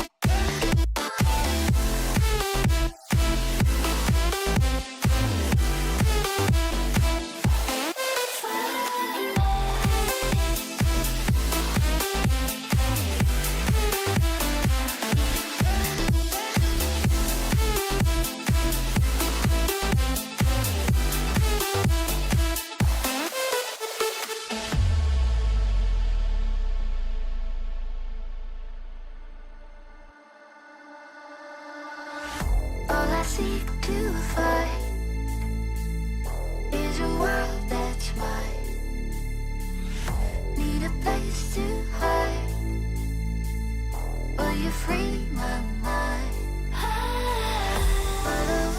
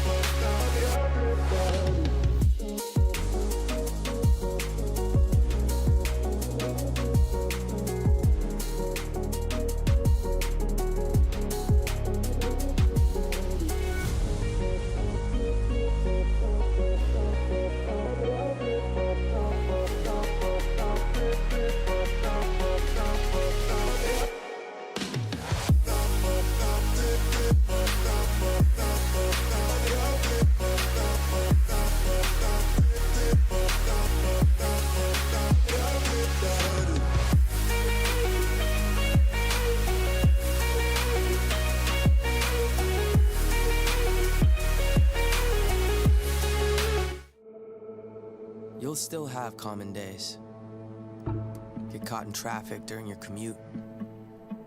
Overthink a text message. Get a song stuck in your head. This is not one of those days. A few weeks a year and you'll discover the most uncommon time of your life.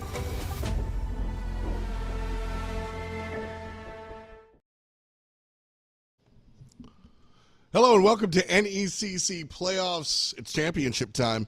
I'm your host, F. Dot, joined here by the main man, Shibby, and we have a matchup for you tonight. Division III crowns a champion. It's going to be Maryville heading head-to-head against UNTD Varsity.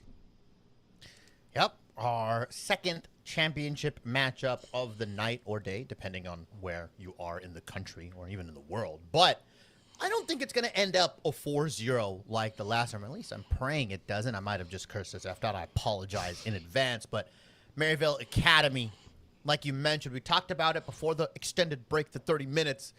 A university, a collegiate program full of just an insane amount of legacy, right? I mean, I talked about it. They don't do anything half-assed. They come into esports. They come into programs.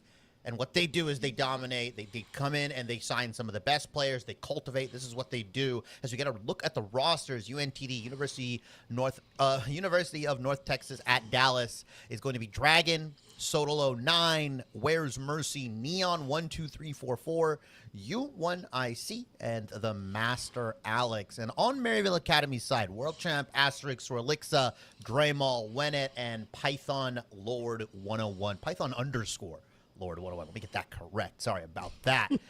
I've seen Maryville Academy. I've seen them play. A lot of these guys, I got to cast them last semester and this semester. I mean, Swirlixa and Dremel, good players, right? Win it, amazing. University of North Texas at Dallas definitely has a bit of a uphill battle to climb. Just a little bit. Absolutely, just a little bit. Evenly matched squads, though, if we take a look at kind of the bracket leading up until this point, some tight games for both of these teams, so not something to really shake a stick at. Both of these teams headed to the big show as well, so should be fun to watch there. Yes. But right now, there's a lot of stuff that needs to be put onto the field. You mentioned might not be a 4-0. Well, the biggest picture here is that we don't have a one-game advantage, I do not believe. I think we just start off rip a 0-0. So that should be fun to see as both these teams kind of just going all in, fall in. No real questions as far as how or why. So I'm eager to kind of see where these teams wind up if we're going along with the meta, because Division III is definitely good talent, but enough where your individuality can shine. So as we jump into here, I want to shout out all of our players, but I also want to shout out the people that help make this stuff possible, that being the National Guard. These games presented to you by the Army National Guard. Find your calling at nationalguard.com. Once again, thanks to our friends over at the Army National Guard. Thanks to our friends out there in chat. And let's get to it. So first map going to be a little bit random because that's the way we do things, and then we'll see how our rosters go as far as P's and B's. So spin that wheel. We're going to Wakanda. Intergalactic Empire. One of my favorite domination maps in the game. Honestly, I love the environment changes specifically for this one. It's impactful. It makes sense. If you look at the waterfall map, you can tear down all the terrain, and it turns the map from a 3-lane map to a 2-lane map, essentially, right? It cuts off that middle ground. Everything drops, all the rocks, and you have to either go on the top or you go from the left. High ground, obviously very, very important, contesting that. So it's actually really important for teams to understand and play around that. But we do get into the pick and ban here. Again, guys, if you've been watching MRI or you've been playing your own ranked games, these bans look a little different. Both of these teams are MRC bans, 3 bans apiece. It's banned globally, so no Emma on the board for both of these teams, no Penny on the board for both of these teams, and the saves work exactly the same, right? If something gets saved, both teams can pick it. A little unorthodox, a little different. The fact that Elsa and Gambit have been left through. Maryville, I think you have to save Gambit here.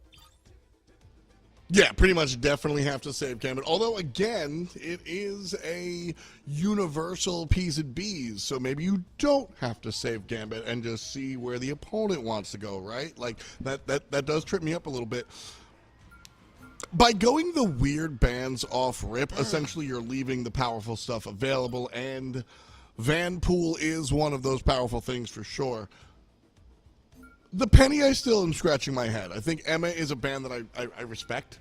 The Penny is perhaps the biggest thing, what you mentioned, how few entry points there are onto this point. Once you kind of do the work and cut down those rocks, you've got 2 entryways outside of the top. Maybe that's where Penny gets her money, but that's definitely the biggest kind of sore thumb sticking out for me, as we have 2 more Vanguards banned out in the Groot and the Venom.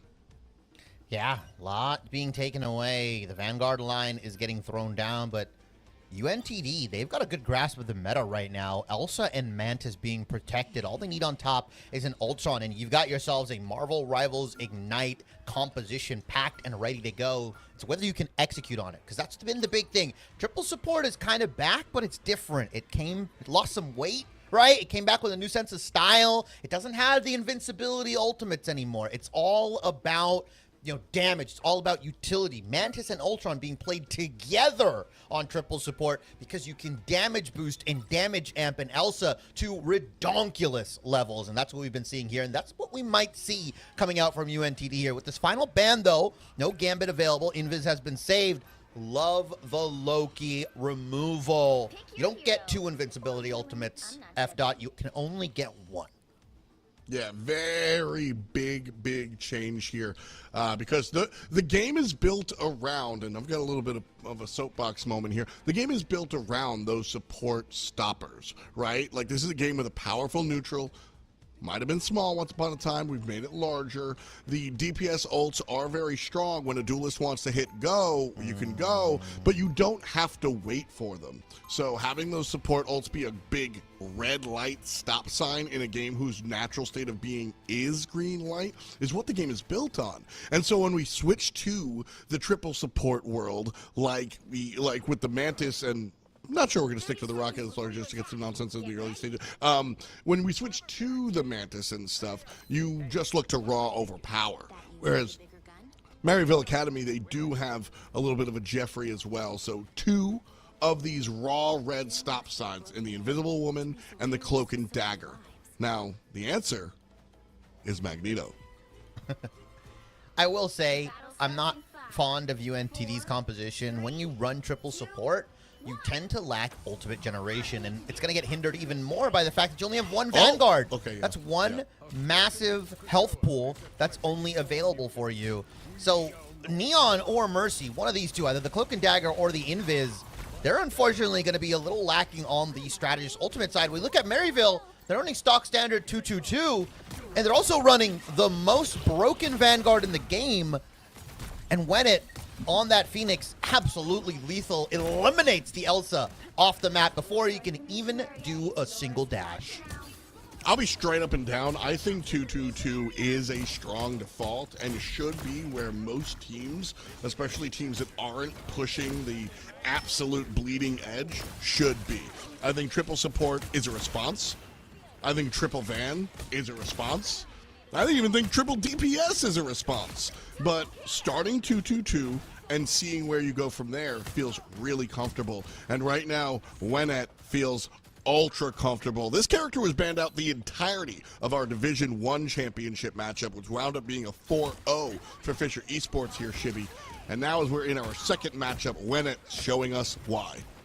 I mean, this character was pick and ban pretty much all last competitive season, right? With the MRC before Ignite, and this character dominated. Still very good, still pretty solid. Got nerfed here and there, but ultimately, if you've got good aim, if you understand how to play hit scan, maybe you come from a different game, maybe you compete in NECC, yeah, you can just click heads like that and take bodies and separate them from their users. As Neon does take him down, and it looks like a little bit of pressure is being put onto Maryville Academy. Apex Predator is available, and Python, don't do him like that! Oh no! Takes down Dragon as well.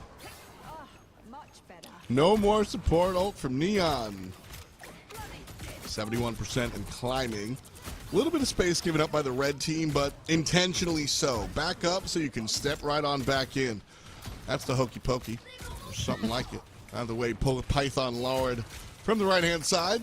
Just pick it up where when it left off. When it was just running the early stages of the game, gets put down by a haphazard support nonsense, and then Python says, I bet, my turn. Does have the ultimate available, will largely wait on it until necessary. Of course, you do have the environmental threaten with the cliff on the backside. Ooh, we're gonna take him out? Okay. Good takeover. An all-out push from North Texas, Dallas. Means that 99% is where Maryville Academy will stay. They do have all the time in the world, Shibby, but ball in Maryville's hand. Varsity on the point. UNTD do have that Meteor M and Ensong Inferno combo available. Deadly 1-2. Maryville Academy, nothing in the tank. This is a dry fight from them. Dry as could ever be. Dremel, though, 0% and counting, can build up that Deadpool ultimate relatively quickly. As we see, it's already at 35, 39%. Look how fast it's climbing. If you can get that Banhammer down onto one of these strategists, we could be seeing a very, very different game here. But I like that Sotelo has swapped over to the Phoenix and is trying to provide the same pressure. It's a mirror match for Maryville and UNTD on the duelist side. And Alex can't really do much. Meteor M popped by U1C and I think whiffs, as well as Dragon is going to drop the Banhammer onto the back line. We'll see if they can actually get anything done. So Tella drops the Phoenix ultimate, but Dremel takes down Neon. That's a strategist down for UNTD, and Maryville have all the motion to try to take this point as long as they can convert one, maybe two more eliminations. World Champ's going to back us up with some healing.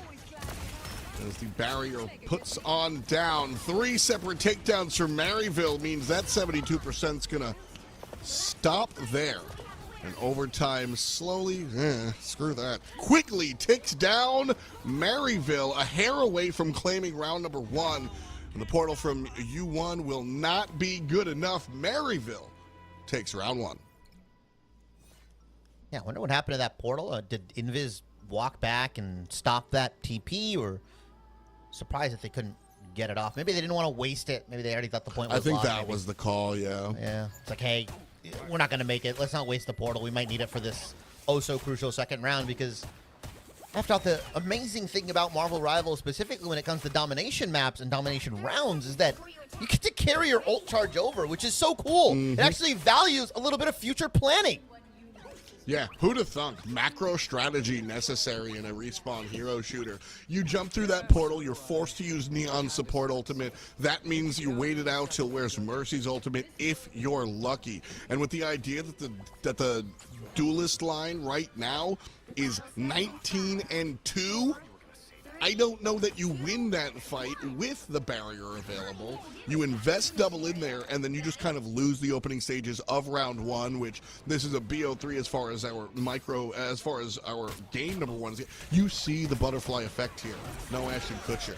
So we'll walk on to the high ground. Maryville University meeting up with UNTD. And right away, it's Varsity who's hitting the gas pedal, largely due to Dragon on this Van Pool. So much pressure coming out from this character. Yeah, disgusting is the reason it's getting tapped down, getting nerfed here. Dragon providing pressure onto the back line. I like these off angles that he's taking, but you got to be careful. Too much. Yeah, a little bit of an overheat, and UNTD with the ultimate advantage actually whiff it. Neon doesn't pop the boundary. Mercy doesn't pop the Eternal Bond, so now you're just sitting on your hands. 2 support ultimates available, but Asterix, you gotta be careful. This guy's ready with the Meteor M, and if you want to get your team into this fight, you've got to go into danger zone there if you're Cloak and Dagger or Invisible Woman. Mispositioning there coming out from Varsity. Both teams took the high ground, and Dragon kept pushing forward, but Maryville took the exit on the interstate and actually got to the point instead of keeping on going. So great attention to the objective from Maryville, who all their buttons available will disappear outside. That's Varsity's ultimate. And then Swirlixa's going to respond in kind. U1 with the target. Will miss. And so support ult from Swirl is good. still in the hand of world champ, doesn't need to follow suit as the dual lineup for Maryville Academy operating on all cylinders here, putting down the entire enemy squad, and we're at 60% unfettered and walking towards the finish line. One, potential two team fight territory if they can get that TP off here. Whereas Mercy does still have the Cloak and Dagger ultimate, but Maryville Academy tactically holding on to a couple of theirs. You said they had a bevy of buttons to go. They've only consumed two. Dremel and Swirlixa, the only ones that popped their ultimate. You still got a Bounder, you've still got an Apex Predator, and to throw it all on top, you've got the Mag ult available, which is getting channeled right now. Can Mercy actually avoid it? Looks like that is going to be the case. World Champ gonna respond with the boundary of themselves. Here comes the Apex Predator. Are you gonna take him off the map? You know, you're gonna take him right into the environment as Neon and Dragon go down, and as your supports wither away. Maryville Academy looking to take map 1 with a 2-0. Dragon has swapped over to the TP. I don't think it's fast enough, buddy. The teleporter does not move quick enough, and Maryville Academy, dare I say, in a dominant fashion, take map 1 against UNTD. As quick as it started, it ended. Maryville Academy's duelist lineup doing the do. What an incredible performance. And I think when you're UNTD, when you're playing the game of Marvel Rivals, there's so much to ban, right? Like, that's why we have a conversation in P's and B's. We talk about Elsa and Gambit. We talk about some of the staple bans, but realistically, I think there are Vanguard bans that I wouldn't make fun of. I think that there are duelist bans I wouldn't make fun of, and I think that there are strategist bans that I wouldn't make fun of. So where do you go with your playbook in the ban phase? You need to focus on what the opposition is strongest at. And right now, I'm staring at Wennet and Python Lord. This is a 40-2 slash line for the duelists. Listen, Asterix, Dremel, Swirl, World Champ, y'all are good.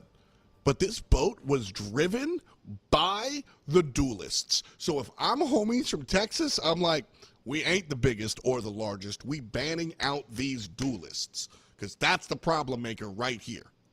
Yeah, 100%. I mean, giving Elsa away, I mean, I don't mind trying to match the Phoenix Mirror if you want to. Oh, yeah. But maybe this is one of those games where you're like, hey, what can these teams do? What happens if we give them some of the best characters in the game? Can they perform? Can they outperform us when we also have the best characters in the game?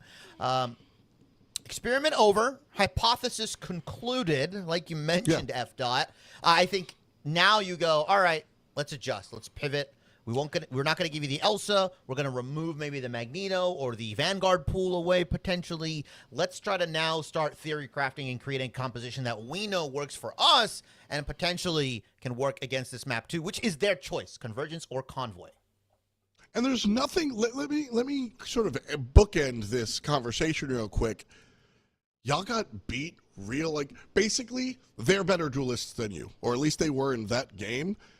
That isn't a admission of defeat, a failure. You're not terrible, you're not awful, you're not ugly. You have other parts of your game. If you're going to compete at this level, you need to be able to ascertain they're better at this than we are. So we find what we're better at them then and beat them there. Very, very important to kind of zoom out and take that unbiased approach and kind of see where the cookie crumbles, because I did see some moments of greatness, just not when the finish line rang. So Central Park is where we're headed, and I think this one opens. So when we think about where Bearden and T'Challa was won by way of long-range poke characters, is this a map that continues in that direction, or do you think that North Texas Dallas kind of made the right choice? Always tough kind of saying right choice, but one of the better choices as far as map pick is concerned, based off of their performance, or rather their opponent's performance in game 1. Yeah, I think map 2 is the only one where there's a lot of long kind of sight lines, or sorry, point 2 of this map, right? Central Park, Yeah. The first part, really congested, I would say is the best way to put it. Very bunkery style. You can play Groot, you can play Penny, which was banned away from Maryville and might have some merit here now. But on the other side, yeah, Phoenix doesn't get too much work done. You can still make her work if you get the high ground on point 1. Point 2 is where she really shines, and then point 3 becomes a little bit more claustrophobic, condensed. You got the bridge, the lava, that kind of stuff. It becomes a little bit tighter of a squeeze, and maybe that's where Maryville tends to, maybe falter a little bit. But I think UNTD, they're gonna have to come back with a different composition. Like I don't think this is what they had in the drawing board. This is just a feeler, a test. It's domination. Let's figure out what they do. Maybe figure out their tendencies. What do they like to play? Now let's start to pivot and put them on something uncomfortable while we can start exploring our map picks. This is your map pick, right? You obviously have something prepared that has worked at Central Park, either via scrims, officials, whatever. So now is the time to put it to test, because this is the championship. You don't want to walk away getting spanked 4-0. That's just embarrassing. It's a terrible morale thing. And like you said on the other side, you got to be unbiased, objective, and say, hey, they can do this better, like you mentioned, but maybe we've got something in the back pocket that will throw them off. That's the beauty of Marvel Rivals, is that there's so many different variables to play through. We look at MRI, we look at Division 1, we look at the rest of the... You see teams that win based off of their Vanguard lineup. You see teams that win based off of their Strategist lineup. You see teams that win based off of their Duelist lineup. And then you see teams that win off of the whole YMCA put together. So there's absolutely a number of approaches, and it doesn't have to be duel in or duel out. We'll see where it goes as the bands come out. And the same band's Varsity hates the Pennifer. And I am scratching my head. Ooh. This is a map where you mentioned her. You know what? She does do well here, so I got to shut up. But the Venom locked in for both squads here as the Groot Man band. And I like that one, too. Yeah, I mean, look, this is the one map where both of these heroes can get a lot done on point 1 specifically. Would be interesting to see if Maryville Academy is willing to ban away the Elsa. I don't think they need to, because they were the better ones this time around. Yes. Magic being removed I like that. I think there's a lot of avenues and corridors and stuff like that, close range combat areas where Magic can kind of thrive. Some of these more dives or brawl centric duelists can kind of do work here. I do like the invis save. Probably the best the best strategist in the game right now, or like top 3 at least minimum. Obviously one of the best immortality ultimates. I think better than Cloak and Dagger, better than Luna right now. But let's just see what UNTD is willing to save. I love that. That is the best, by the way. That is the best, if available, Gambit coming into fruition. Now we get to see the opening up of potentially Rogue and Magneto. We get to see the Star-Lord. This is where I need UNT to start digging in that bag of, hey, we've got all the combos ready for this. You're going to have to deal with it. You're going to have to match it and figure it out. I love the Loki. You don't get Loki Gambit available. You don't get 2 Gambit ultimates and say, well, he folded once, but can he fold again? And you have to answer that question. So much of the game gets opened up once you put Remy LeBeau on the map. So a different game, number 2, for sure. Maryville Academy kind of proving a little bit of their legacy, right? Maryville, we kind of went in talking about how much of a storied organization this is, big picture. How do you get that way? By doing your homework. Obviously, you get kicked off the team if you don't maintain academic standards. But the homework here in the game relevant, as well as no dive, thank you. So UNTD Varsity have their choices, and they're going to opt for some longer range stuff because, well, they have to. The Magic, obviously, a little bit more specific. Daredevil just like, listen, if you're going to play close quarters combat, just get rid of the blind man, right? Like, that's just kind of how it goes. Magic, that tells me you did your research. Yeah, 100% here. UNTD, though, going to opt in for the Rocket Gambit combo. A lot of damage boost, maybe very front forward. I do like Venom. You can kind of combo the Venom plus Rocket Feast of the Abyss into the one-shot if you can get that Rocket ultimate down and in range. You look at Maryville Academy on the defensive side, though. They're running the Van Pool, which is one of the best Vanguards in the game. Asterix as well on the Magneto. Not much has changed for them other than Python Lord and Wennet. Not on the Elsa. Not on the Phoenix this time around. They're playing a little bit more differently. Python Lord looking for those big scoops, either into the enemy team or maybe into the Abyss. Love this choice here from Maryville. What they're showing us is that they don't just play their game and hit W. They are playing map specific. You brought up the point of how this is not a long sight line kind of shooting range.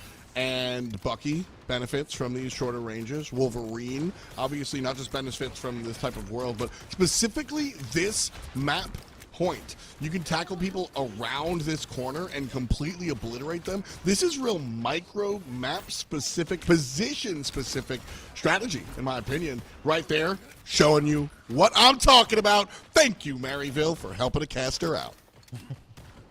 Yeah, nice pull from Python, or Scoop, if you want to call it.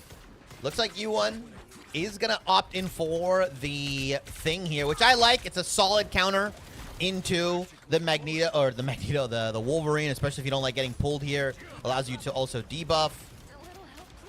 Alex is going to take down some of that bridge area so they can start moving forward methodically. Look for Python Lord, though. He can still grab your Magneto. Or, sorry, yeah, he can still grab your Strange, so you've got to be a little bit more careful here.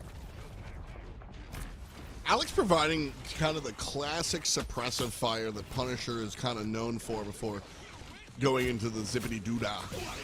Shotgun comes out, but Banhammer's stronger. Punisher sent back to the team. Right now, Varsity just down. waiting for Alex's ult. I don't really think they have a maneuver until the big guns come out, frankly. Yeah, they want to probably combo Final Judgment into the Royal Flush, and that is one combo that I really like.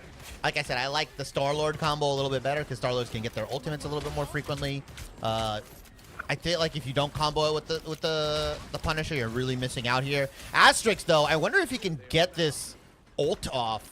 It's really hard to hit a Gambit ulted Punisher because you can just fly up into the sky. Well, not fly, but jump really, really damn high. And it looks like they're going to burn the Gambit ult 5% before the Punisher ultimate. Yeah, I don't know if I agree with that.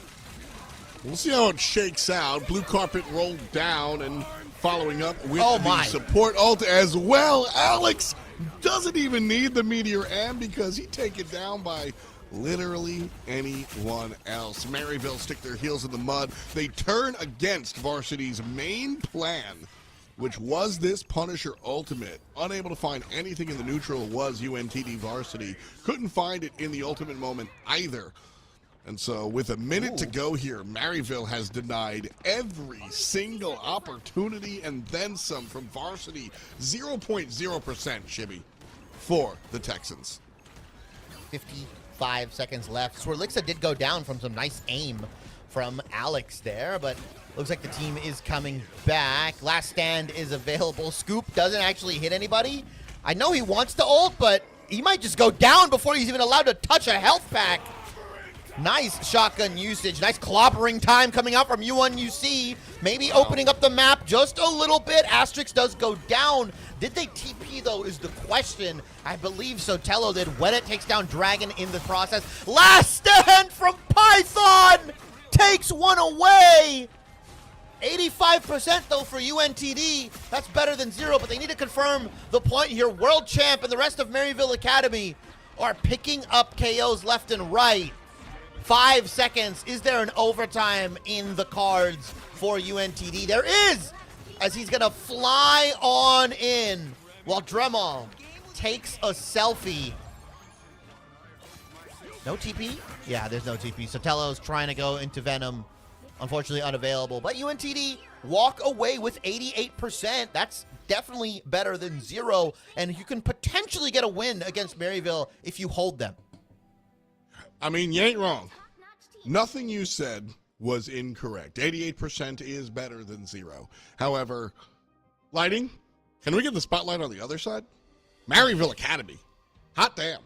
This team just losing that control. So, huge mistake, right? Huge mistake from Swirl being in a position to get got. Huge mistake. Gigantic mistake. Can't really say anything against that, right? But the ability to come back after the teleport. So the Strange drops the port, jumps on in by himself to stall the point just a little bit, trades his life essentially for a handful of seconds, and then the rest of Maryville come in, not one by one like ants, but all together now, like Limp Bizkit and Method Man. And because of that, they were able to just straight up return fire in a way where I think most other teams fold, frankly. This was a team that has practiced the, 5-minute drill, whatever the equivalent is, the oh no, they got us moment. They've practiced this. They've been here. They've done it. And that was perhaps more, that last bit was more impressive to me, Shibby, than the rest of the domination that we saw in the first 3-4 minutes of the fight. Not even kidding. Yeah. When put under pressure, it's interesting to see how this Maryville Academy roster responds in those team fights. But now they've got to do it on the offensive. I feel like point one is very, very defender-sided. If you can play the corners correctly, if you can play that high ground. Looks like UNTD have gone with a triple strategist composition, and the damage-boosted Dragon is going to build up a Moon Knight ultimate relatively quickly. Oh, goodbye. Fly high, my friend. As you are fine. Nice. Good escape coming out from UNTD. Specifically getting Sotelo out of there with the damage reduction from the thing, but also the heals coming out from UNTD. Also, Dragon has the Moon Knight ultimate available. I want to see when he's going to drop it or who he's going to drop it on. UNTD have a very good hard hold comp if they can rotate these strategist ultimates correctly. I do want to give a shout out to Varsity for trying to play in front of the point. That's exactly what they need to do since they weren't able to completely control it. Unfortunately for them and their fans, Maryville Academy has stepped up just a little bit. Not metaphorically, literally. We're further up the street than before. And here comes the counterpunch. Sotelo grabbed, but not confirmed. Swirlexa going to go ahead and deal out the cards, but the anchor tank already down when it pops the ultimate, amplified by said Gambit ult, and we still push on forward. Mantis down on the other side, but that leaves Where's Mercy's ultimate halfway down for the support player, but the takedown feed reads UNTD Dallas. Both damage dealers down for the count for Maryville Academy, and so 2 minutes of play so far. And Maryville has to look for a full reset, nothing on the board. I love this comp from UNTD. I mean, so far they've rotated the ultimates correctly. Their damage boost in Dragon, who's doing a really good job putting pressure onto Maryville Academy. Only one single shield from MU is maybe a little bit detrimental, especially into the solo Moon Knight, but also UNUC does have the ult available. If they decide to push, as Dremel does take down Dragon, that's going to be tough. They're going to pop the Gambit ult with only 5 members available. Eye of Agamotto whiffs. Unfortunately, doesn't land onto anybody, as well as the Meteor Ram. But here comes a clobbering time. Lands onto 2 very key targets, but they can't get the kills. They don't have the DPS. Master Alex is going to have to pop the Soul Resurgence. Dragon finally comes in, takes down Wennet. Minute and 14 left on the clock, and UNTD are coming in and just stuffing Maryville out. Fight after fight after fight. Maryville came to town and just did work game number 1. And after round 1, it kind of looked out like that was the vibe. But UNTD Varsity have kind of downloaded what Maryville are bringing. They know to target the Wennet, and they are punishing Asterix on this Dad Nito. 44 seconds on the clock. Python Lord does have the ultimate, and that will be a game changer with or without the Royal Flush. Flying Dr. Strongo, and Sotelo has to dip behind. Oh, no. Dragon goes down. He had the Moon Knight ultimate available. Without it, Python Lord is completely free to pop this ultimate without getting the Hand of Khonshu dropped onto him. Communication. Nice ultimate from Where's Mercy, though. Invisible Boundary available. World Champ and the rest of Maryville, they just locked in for the last team fight. Oh, UNTD, you were so close. Do you still have it? You can drop the Moon Knight ultimate. It's not going to be enough. TP, though, coming in. We're in for one more fight. They've got to get it to 88%. Wait a minute. Can you touch? Can you rustle? Can you tussle? Can you tumble, UNTD? That's the question. This Python Lord and Wennet are going to take 2 down immediately out of the portal. And Asterix, the Meteor M, is going to land, and that's going to be the bang that Maryville Academy needs to take it up 2-0. Woo! F-Dot, much closer. Much, much closer than we thought it would be after that first round. We got a game. Listen, very rarely do I say that after 2-0, but this showed me that varsity not only has, listen, these games are about the X's and O's, they are about the battle axes and bros. It really is about brains and brawn. And listen, I know they wound up with the L here, but this one showed me that varsity have the brains as well. I think they really countered what Maryville wanted to bring originally, but at the end of the day here, this was, I know I defend the neutral of Marvel Rivals despite everybody else doing the opposite. This was one of them where I go, Ultimate's kind of won. Both teams were waiting for that Punisher Ultimate. Both teams were relying on that Punisher Ultimate Final Judgment to come on through. Team A had their Punisher die. Team B did not. Team B won the point. That really is the entire math equation. So, just beautifully done here by Maryville. High action, high octane. I need a breather. We got 2 more potentially. You know what? Maybe even 5 more coming at you. 2-0 Maryville up. You're watching the Division III NECC Championships. We'll be right back after this. Forge Trials is presented by the Army National Guard.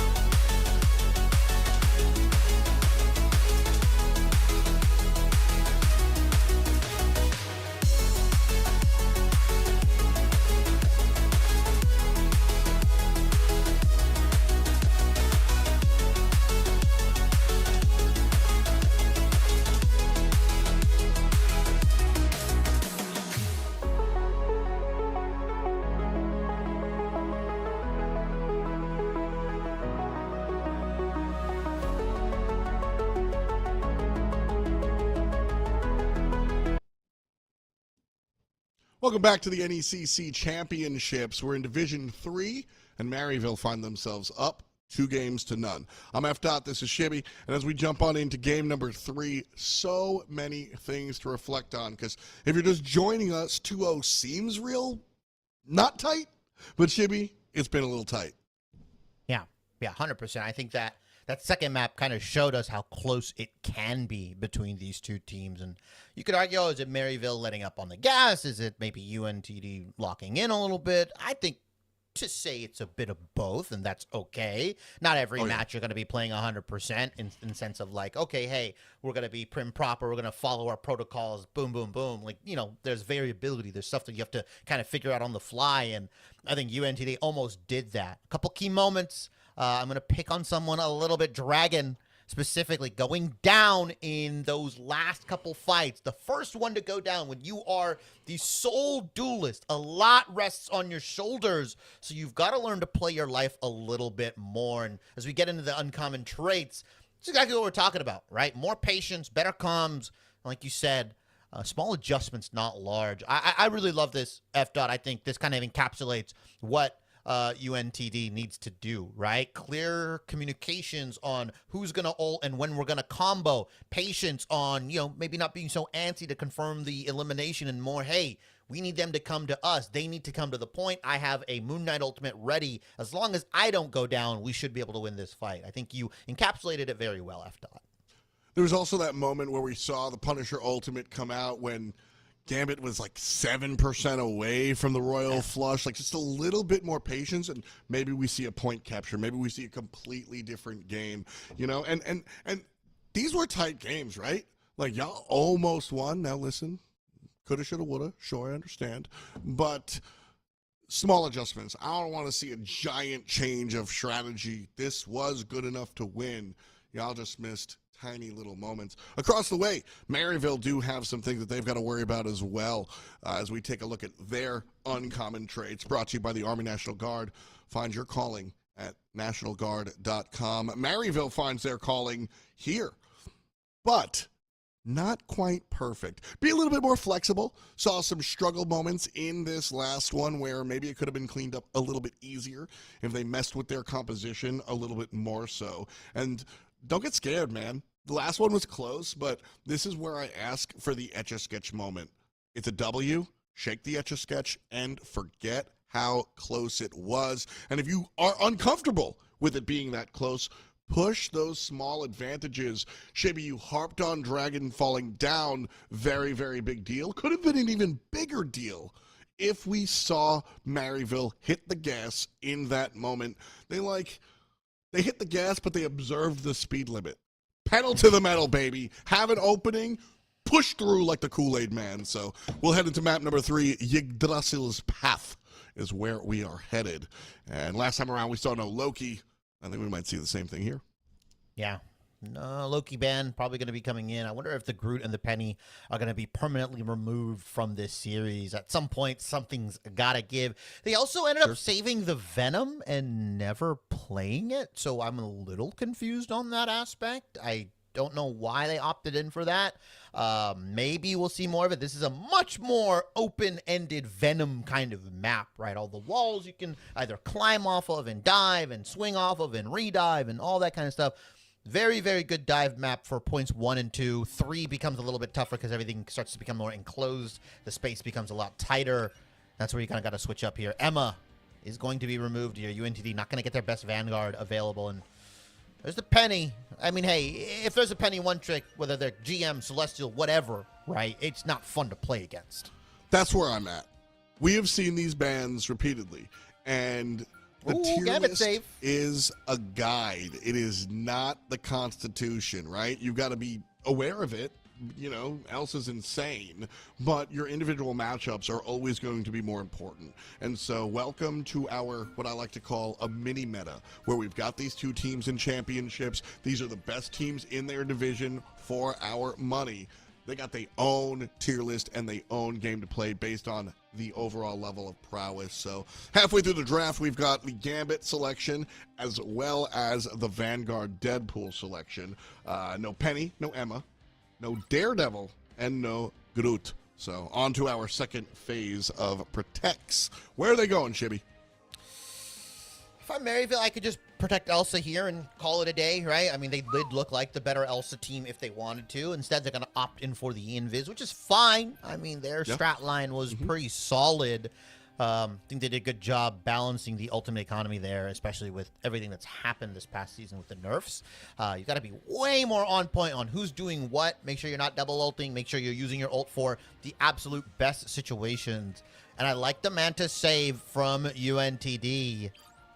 Typically, when you have Gambit and Mantis, you do want to save the Loki as well, and that's exactly what they're going to do. They're going to remove the Phoenix out of play, and we can see Gambit, Mantis, Loki for UNTD, which is a deadly 1-2-3, but Maryville says, no. You can't have that. That's too much. That's too much ordnance for you.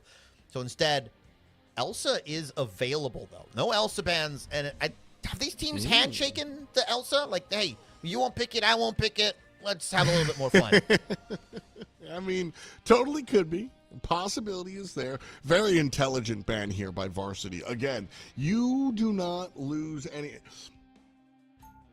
You need to treat your ego like your wallet. You need to have one in order to play at this level. Having an ego allows you to push forward. It allows you to take advantage of certain situations. However, you keep your wallet in your back pocket when you're not using it.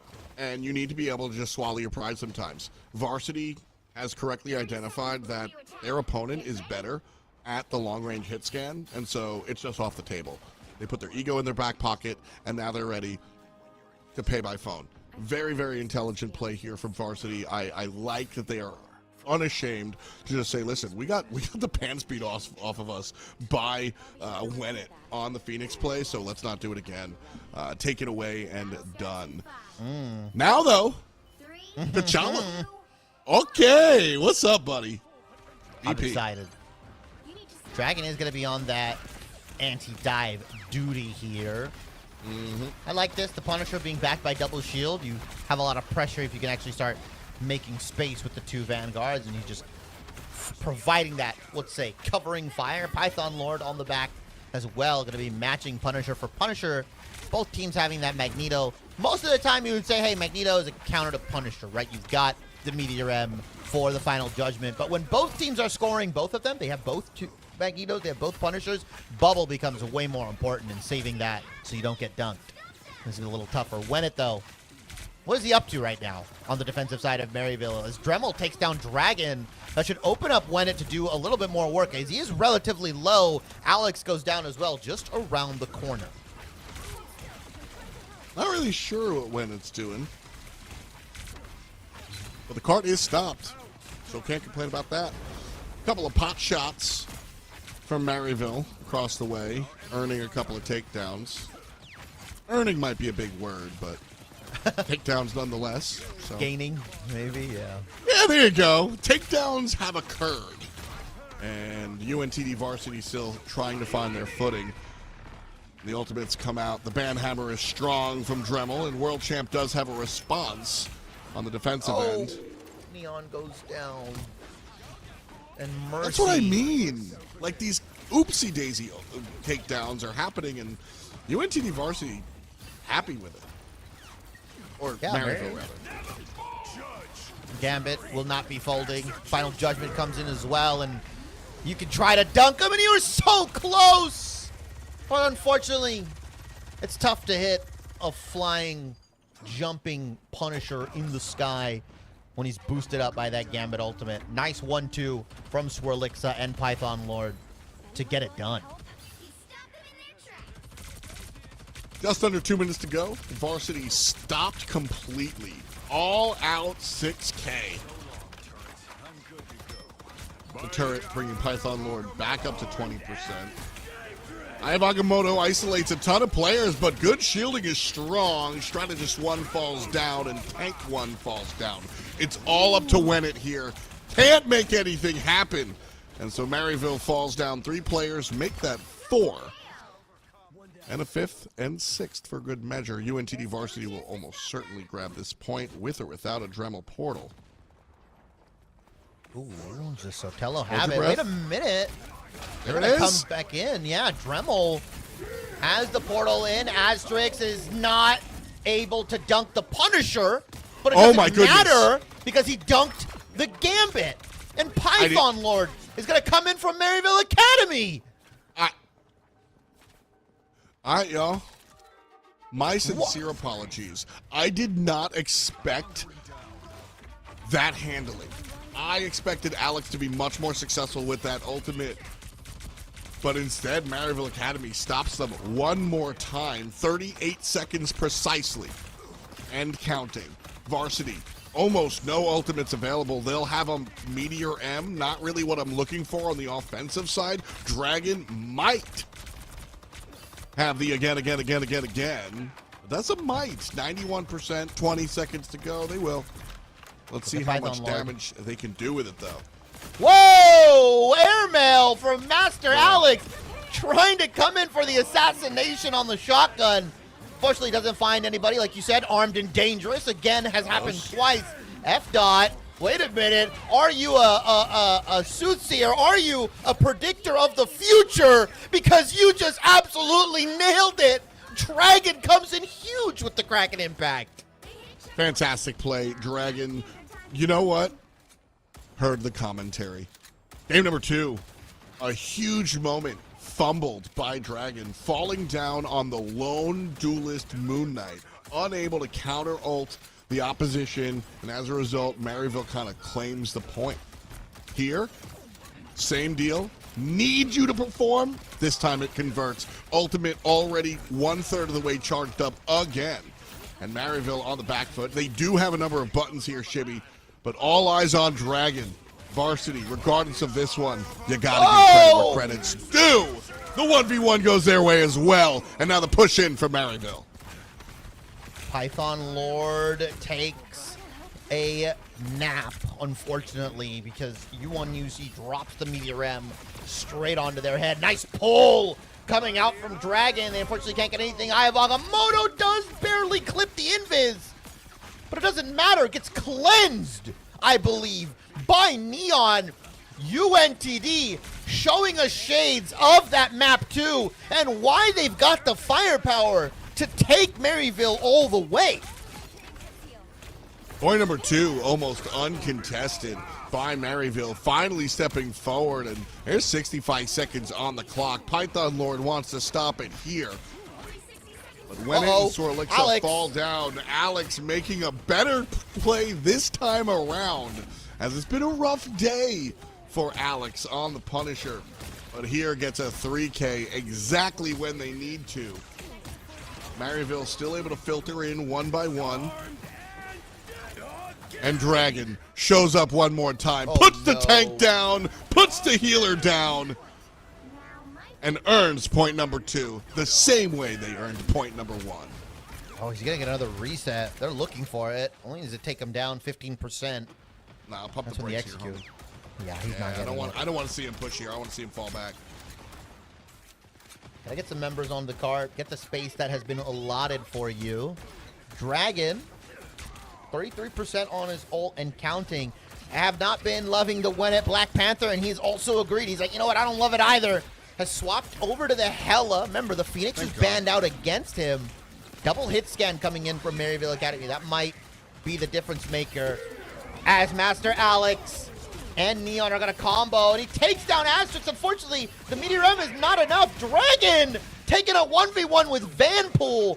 As Master Alex says, yo, let me help you out. Wait a minute. This is not a 1v1. This is a team game. And Maryville Academy, they're stumbling, they're fumbling, and they're bumbling, F-Dot. I don't think they know what to do. Up 2 games to none, willing to try some stuff because they've got a little bit of breathing room. That's where the Black Panther came from, and I hate it. Ultimate's coming out from Python Lord, immediately shut down, see you later.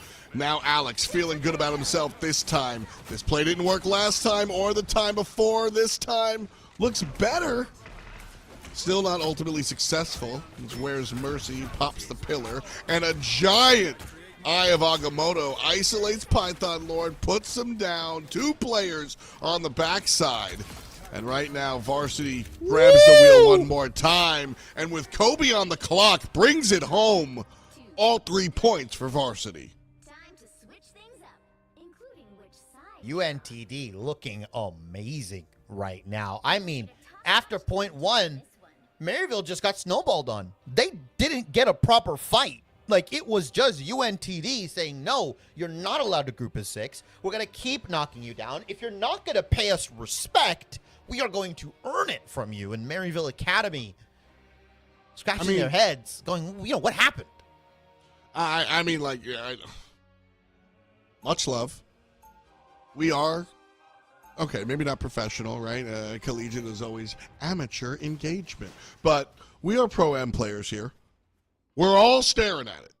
I feel like the guy in the hot dog suit going, we got to figure out who did this. This is when it's fault. Full stop. This is just when it's fault. Full stop. I don't like the BP. I don't like how it performed. 2 takedowns and 9K Damahe. Just plainly speaking, all respect intended, not good enough. When it, either I need to see something completely different, like just I'm always down for an oops. Like, you trust your teammates, you trust your team. If you look me in the face and say, that was my bad, I can play BP better this time, you know what? Sure, let her rip. But round number 1, Shibby, that's when it's fault. That was this pick's fault. I'm hoping for different things this time around, but this is a very simple game to analyze after round 1. Dremel is on the back here. Yeah, I think this is going to be a lot better because he has got a dive buddy here. And so he's actually allowed to cook. And F-Dot, he said, hold up, wait a minute, open your eyes, scratch your glasses because I've got a dive buddy. And we've just opened up point 1. And that's why I'm always willing to listen to a, let's try it again without the oops. The dive buddy, nailed it. Exactly what needed. Dremel's able to open the window and then just throw the cat through. Fantastic job. Let's see him do it again. I love this. I wish they went this last time. Surprise. Over the top, and that's a dead invisible woman. Unfortunately, your supports are not going to be able to live, and they swapped over their thing, and it's not enough. When was this available? Why did we not swap to this earlier? Maybe they were playing with their food, F-Dot. Maybe we were giving them a little too much sass. Worth noting, offense completely different than defense. You alluded to it when you talked about the Black Panther. You said on defense. I don't know if that was intentional or if you were just like naturally scratching your head. Why he playing BP here? Because I was thinking the same thing. You're playing Black Panther right next to their spawn zone. I don't know about that, champ. But on offense, where your forward momentum's working out, where you're dashing through everybody, like pick a character from any game, here you go. Dragon on the counter dive, able to answer. But he answers after 5 of his teammates have already been buried under the ground. Dremel shows up and puts Unk Thing down for the count. And we have, wait for it, 6 minutes on the clock, dog. A lot of time. A lot of time for UNTD to think about what they've done. As they're like, wait a minute. Well, let's take the weights off. Maryville Academy said, hold on. We can potentially go for a better time on that point 3. Maybe they just wanted to play a little bit more Marvel Rivals. Python Lord, though, has swapped over the Elsa. So there was no gentleman's agreement between these two teams. They just decided to leave Elsa open for the fun of it. Gambit comes in. Eye of Agamotto lands onto a couple, but unfortunately, very well-placed bubble keeps nearly everyone alive when it does go down, but a 5-for-1? I'll take it. I'm screaming worth every day to the bank. Holy. Also, you see that movement? That movement available to this character? Eye of Agamotto, interface, moonwalk, slide to the left. Just see ya. Fantastic job by Python Lord. Avoids another ultimate from UNTD Varsity. But Dragon got the girdle, means go. 1 takedown, 1 reset. Should end here. But the stop is what they were looking for. I like so this. 4:30 on the clock. Varsity gets their heels in the mud one more time. And now Maryville has to push forward just over halfway through point number 3. But again, an eternity on the clock. Yeah, tons of time here. Was that a Punisher ultimate that was used? Wait a minute. Yup. I love this shotgun usage. Feast the Abyss. Dremel going for a bite, taking a snack here. Unfortunately, not able to get too much when it does take down Alex in the meantime. And it looks like Apex Predator is going to come in relatively soon. Python Lord, like you said, the movement, scooting and shuffling around, just showing why this hero is the absolute #1 best one in the game.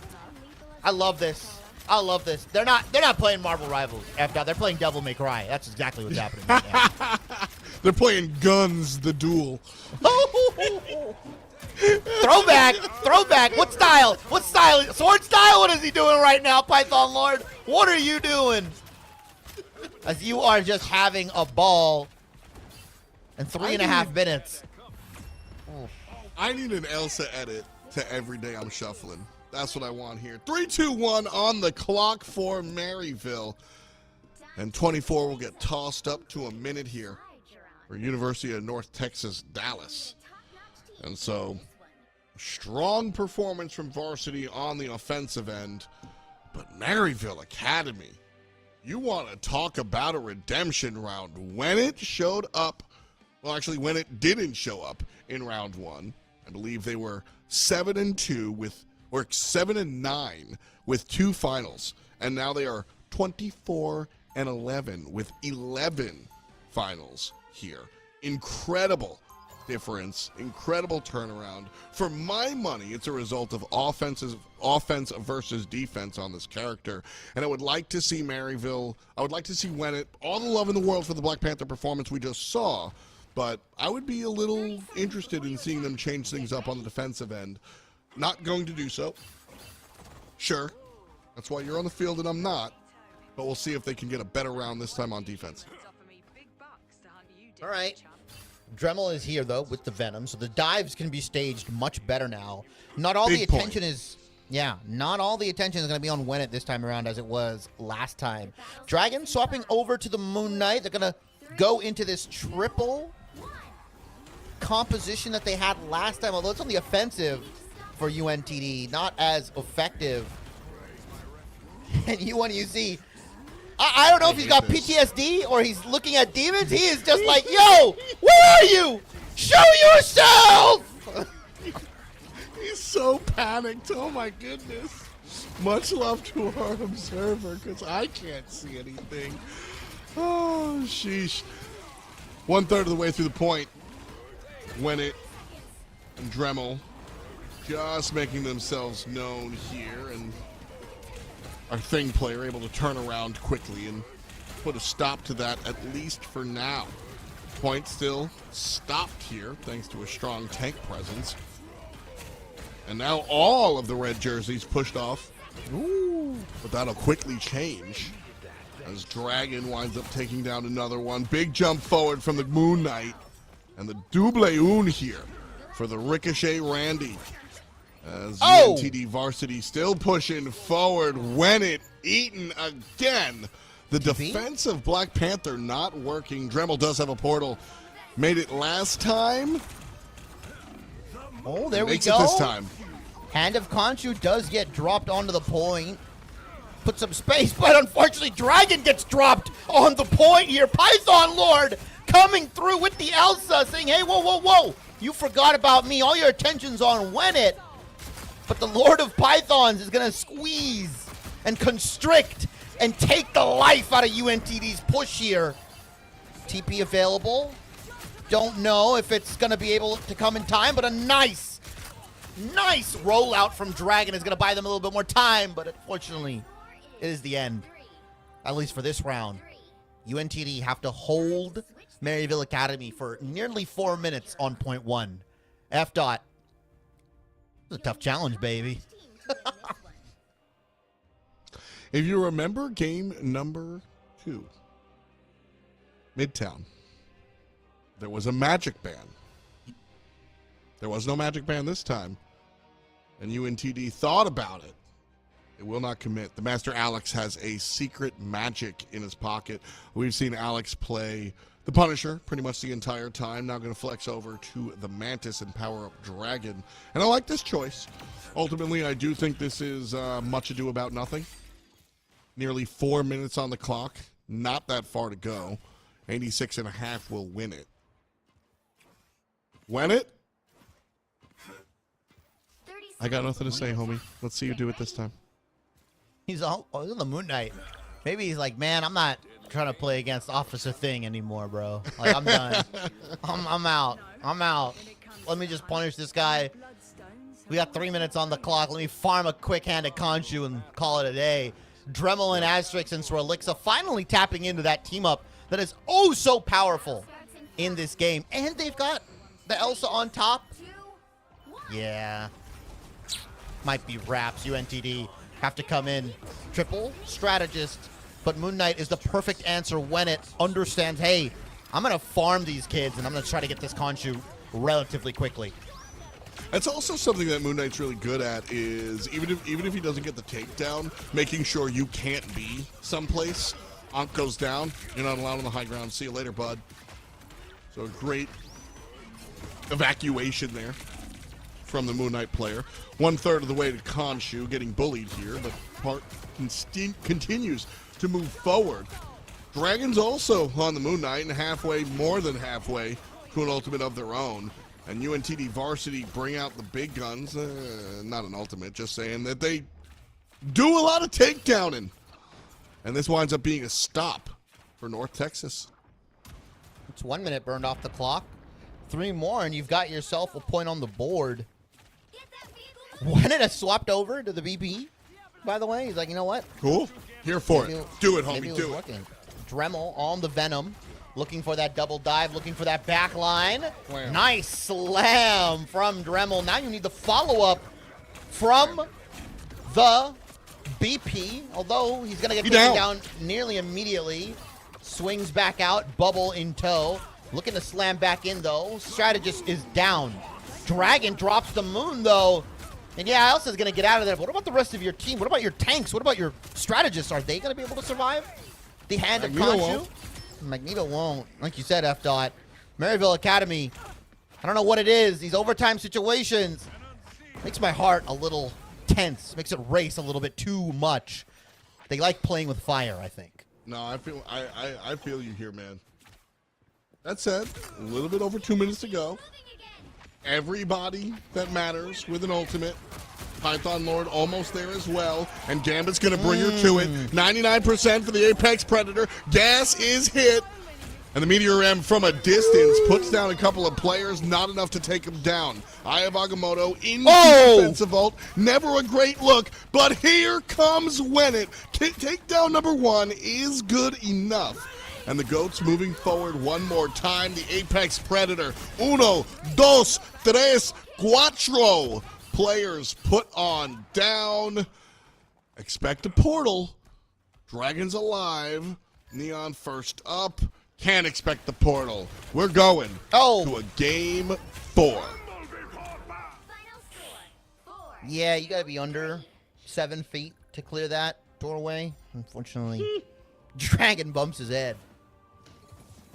Unfortunate for UNTD. They looked good just up until the ultimate started to fly from Maryville. Specifically, that Apex Predator from Python Lord. Like you said, grabbing 3, getting a 4th here. But World Champ, 40-5 on the Invis.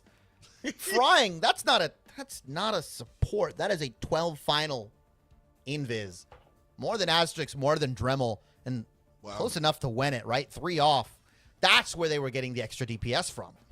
Yeah, 20k damage from your Invisible Woman. Blackjack for Python Lord. 21 finals over 30k dam. Fantastic performance coming out here from Python Lord. Again, you know, listen, I was very critical of Wennet on the defense, but Wennet is the reason they had enough time to win in overtime on the offense. So, like, who cares, dude?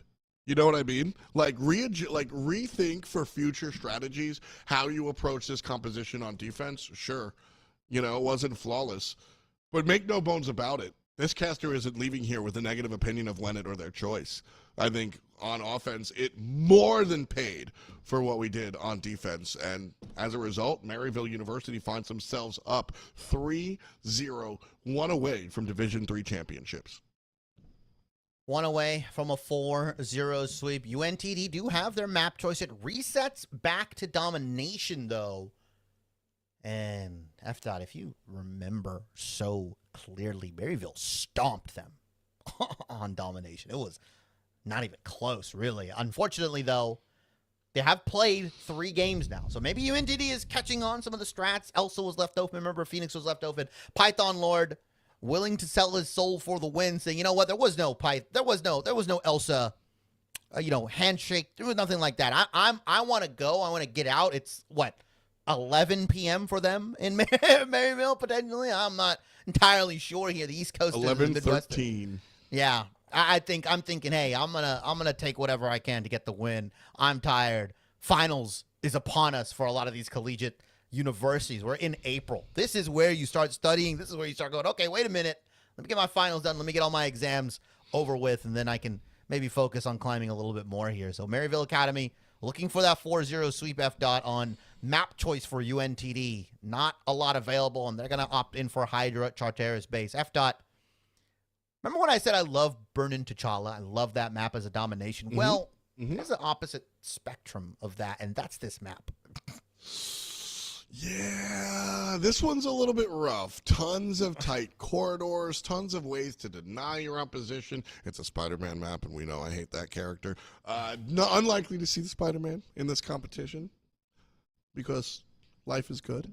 But also, not the favorite. You are not alone in that opinion. I think this is a lot of players is on the bottom side of things. But Spider-Man less realistic. Angela is realistic. This is a map where she does kind of show up, very map specific character, so might see a little bit of that for sure. But ultimately this is all about close quarter combat, which was this, whose map pick was this? This is UNTD's. This is UNTD's map pick. Yeah. And that's why. Long range is really how we've seen Maryville succeed. The Phoenixes, the Elsa's sort of more of a mid-range character, but is still finding the long-range damage alongside the Punisher and the Moon Knight even. This has been long range for Maryville. And so, so let's squash the battlefield. This is a map that you can play Flyers. Squish it. You can bring out the Storm if you feel like it. You can bring out the Johnny is pushing it, but like this is a map where Flyers are available. So Ultron? Certainly something to think about. Ultron absolutely can make his money. Well, like, yes, because of what I just said, like there's pillars and places for Flyers to hide around, but what are you doing Ultron for? You're picking Ultron to heal said Flyers or divers, sure, but also to take advantage of his infinite range, and this is not a map you're getting the infinite range benefit of. So P's and B's, pretty please, and we will still say no to the penny. This is also a penny map, but this is our mini meta. No Emma, no penny. No Groot as well. Vanpool coming back into fruition here as a save. Didn't actually see a whole lot of it in Yggdrasil Path, actually, right? It was saved. I didn't really see it. UNTD Varsity going to save the Gambit. I don't hate that. Maybe combo it with something like the Rogue and the Magneto. We've been seeing that more. No. Groot, unfortunately, for Maryville Academy. Groot farms on this map. Yeah, I mean, it's just kind of insane. Maryville Academy, though, not changing up their bands a bit here. Emma, Daredevil taken away. Are they going to opt in to save the Invis like they've been doing every single game, or will they opt for something else? I mean, with a performance like that from World Champ, hey, you get whatever you want, bro. You whatever. You whatever. That's all. You want Invis? You want my car? You want a house? All right, man, take it. Take it. You got it. Mantis locked in here as well for Varsity. Kind of the same vibe that we've seen them play a number of times. They like to play that Moon Knight Mantis kind of Eminem matchup here. And the BP banned out, and it's a smart choice. Again, I specify my commentary on this Black Panther. It was all positive on offense and Isn't Phoenix largely available? negative on defense. And so with a map like this winds up being a map that winds up being more akin to the offense than the defense. But yeah, you kind of nailed the biggest thing I was thinking about. What up, Gene? How you been? I like. Does when? Are they gonna swap the roles up? No, they're not. Nah. Boo, boo, boo, Maryville, boo. Now, you know what happened? They wanted to. And then coach said, "What are you doing?" Stop it. Come on. Coach is like, Play I got for a real, family. boys. I Play got for a real. family. Yeah. He's like, I got kids. It's late. Guys, come on. Let's wrap it up. We're up 3-0. No need to extend this further than it needs to be. Swirlixa on the rocket. Most likely going to go over to that gambit. And Wennet and Python Lord are activating the most dreaded team up ever. I despise this one. Why does Wolverine get lifesteal? Insane. Like, why is that even allowed? And he's cooking up.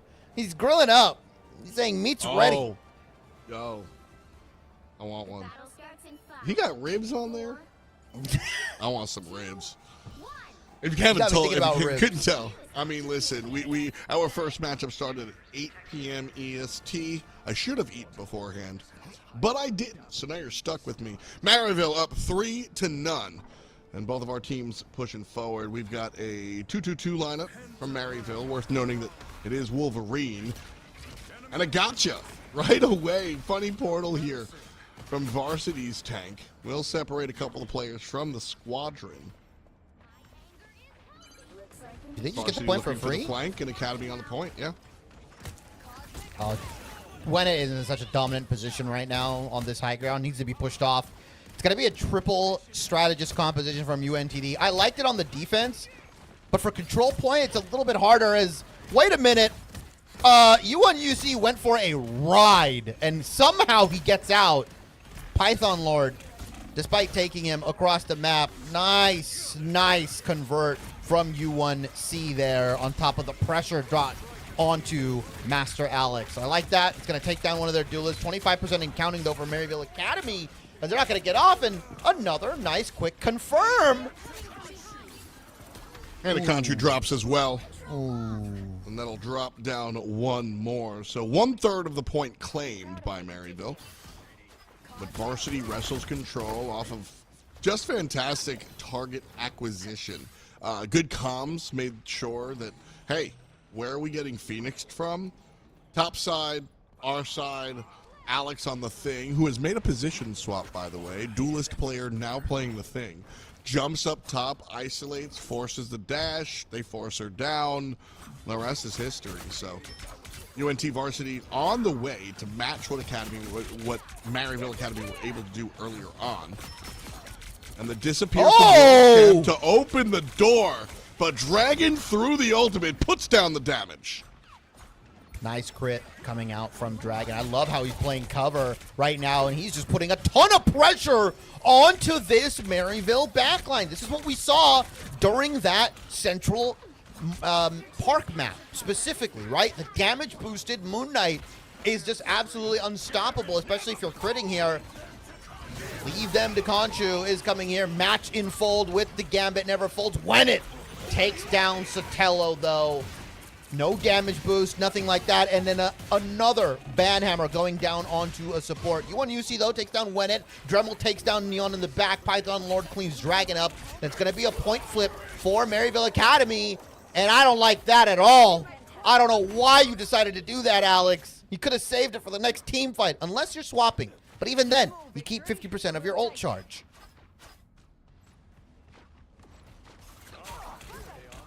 .43 and counting upwards for Maryville. And the 2-2-2 doing work one more time. We've got a response ult from Asterix and a World Champ Invisible Woman ult available as well. Asterix choosing not to blow the Meteor M on the Mantis, instead turns around and defends his team from the Eye of Agamotto. World Champ hits Q as well to deter that offense, and both are successful. Wennet, with a hair of HP, goes down after the fact. It will be a Maryville Academy moonwalk off of the point. Still in control at the moment. And now they're ready to walk forward just a little bit. Tank still in position. We're riding along with the strategist line, so we are further behind the point than the rest of UNTD. 84% here, Shibby. And Maryville Academy are ready to walk forward again as when it has returned. They're still gaining percent. Nice invisible boundary to keep themselves alive. And whoa, what a tech! Into the corner, puts the shield on top, says, no, no, no, you are not allowed. And unfortunately, once everything goes down, though, the invis gets taken out here. Does UNTD have a touch? Overtime bar slinking down, and Maryville are just one more point away from taking the 4-0 sweep. F. Super Soldier Factory. Maybe we see the Angela? It's possible. I'm so impressed. So impressed with Maryville Academy in that last one. Got to the point first. That's like a checkbox for me, right? Like getting to the point and prioritizing that is a very big deal. They made sure to get that done. Target prioritization. They made sure to target Dragon. They knew they were going to have the ult multiple times, still able to deal with it. And then, most importantly, that second push. Listen, it's not it doesn't matter if your opponent gets 70+%. That doesn't win them the game. So they were patient, which was one of our important points going into this game. They were patient, and then they gave space up without giving the point up. Trying to convey that intricacy is so difficult, in all honesty, at a competitive level.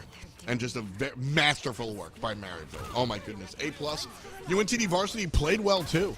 I want to see them stretch it here. Give us at least a round 3. They're more than capable of it. 100%. We've seen the flashes of brilliance. We've seen how close they can make it. They're swapping off to a different triple strategist composition here. Gambit will not fold for UNTD Varsity, though. They are going to try and walk their way in, but what a barrier, what a wall that Maryville has put up, and they're able to get the point immediately.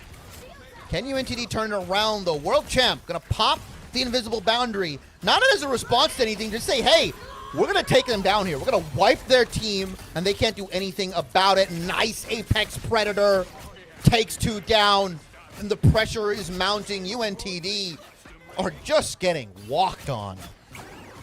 Maryville has so much momentum here. They're pushing so far into the opponent's territory. A couple of tools available, though, now. Yeah. I like to look at Meteor M as a response ultimate, but Dragon and Master Alex have 2 fantastic initiators. Python Lord farming up right now. Dremel has the Banhammer available. Nice pull, but I think Dremel is completely fine because that's just Deadpool, unfortunately. Tons of mobility and damage and tankiness and everything. Noticing a pattern, potentially, is Asterix. Meteor M, like you mentioned, available for both of these teams. It's going to be a section of who's going to cop it first. A nice bubble. Here comes the Meteor M. Is he going to be safe? Bubble is on top. Nice from UNTD to keep Mercy alive. And so Tella's going to go for the self-res. Here comes the Kraken Impact. And we've seen what Dragon can do before here. Almost willed his team to a victory on this hero. Flips the point, 72%. Stops there for Maryville. UNTD, 10% and climbing. Maryville, though, have the Gambit ultimate in the back pocket. About 10% here. Not much else, though. They gotta use it effectively. Love that play from Dragon. Holy.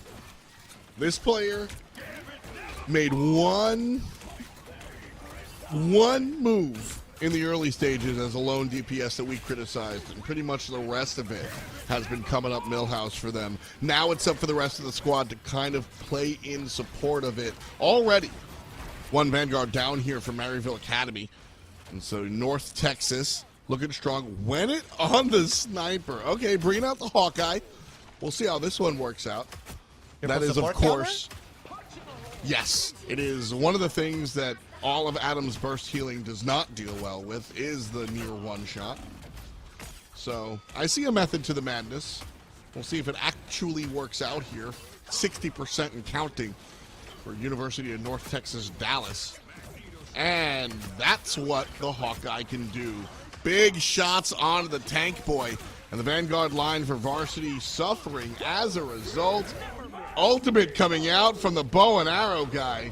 And watch this. Pop, pop, pop, pop, pop, pop, pop. Everybody on the point just running and falling. Point taken. 81% for varsity. 75% for Maryville. But the res is huge. Rez is huge. Apex Predator might be a little bit bigger coming out from Python Lord, and when it on this Hawkeye, we saw what he did. As soon as he popped the ultimate, he hid behind so the Meteor M wouldn't be able to find him and was just able to clean up the fight. 95%. There's a TP coming in from Where's Mercy. Is it going to be coming in time? One last fight, potentially, for UNTD. All the chips onto the table. Asterix! It's Dragon! And Neon with a late Raging Royal Flush will not do it. F. Maryville are going to be your Division III NECC Marvel Rivals champions. Extremely well earned here by Maryville Academy. Frame 1, game 1, they turned up and said, listen, we're here. Really great performance. When it, by the way, showing up on the boring meta long-range poke, the exciting backline dive, and the, I don't know if you want to call Hawkeye exciting, but I will. It's different. He different. And he doing it. When it 19-5-4 here in our final one. Fantastic performance from them specifically. The entire rest of the team also falling into it. Hey, can you do me a favor and read me what World Champ /line is and tell me their role again? 27, 1 and 20, 10 finals. I don't think they're a strategist. They're a duelist in disguise on the Invis. Duelist in disguise. Back-to-back MVPs, by the way. I mean, if I were to put a player of the series or an MVP of the series, it's probably World Champ. World Champ.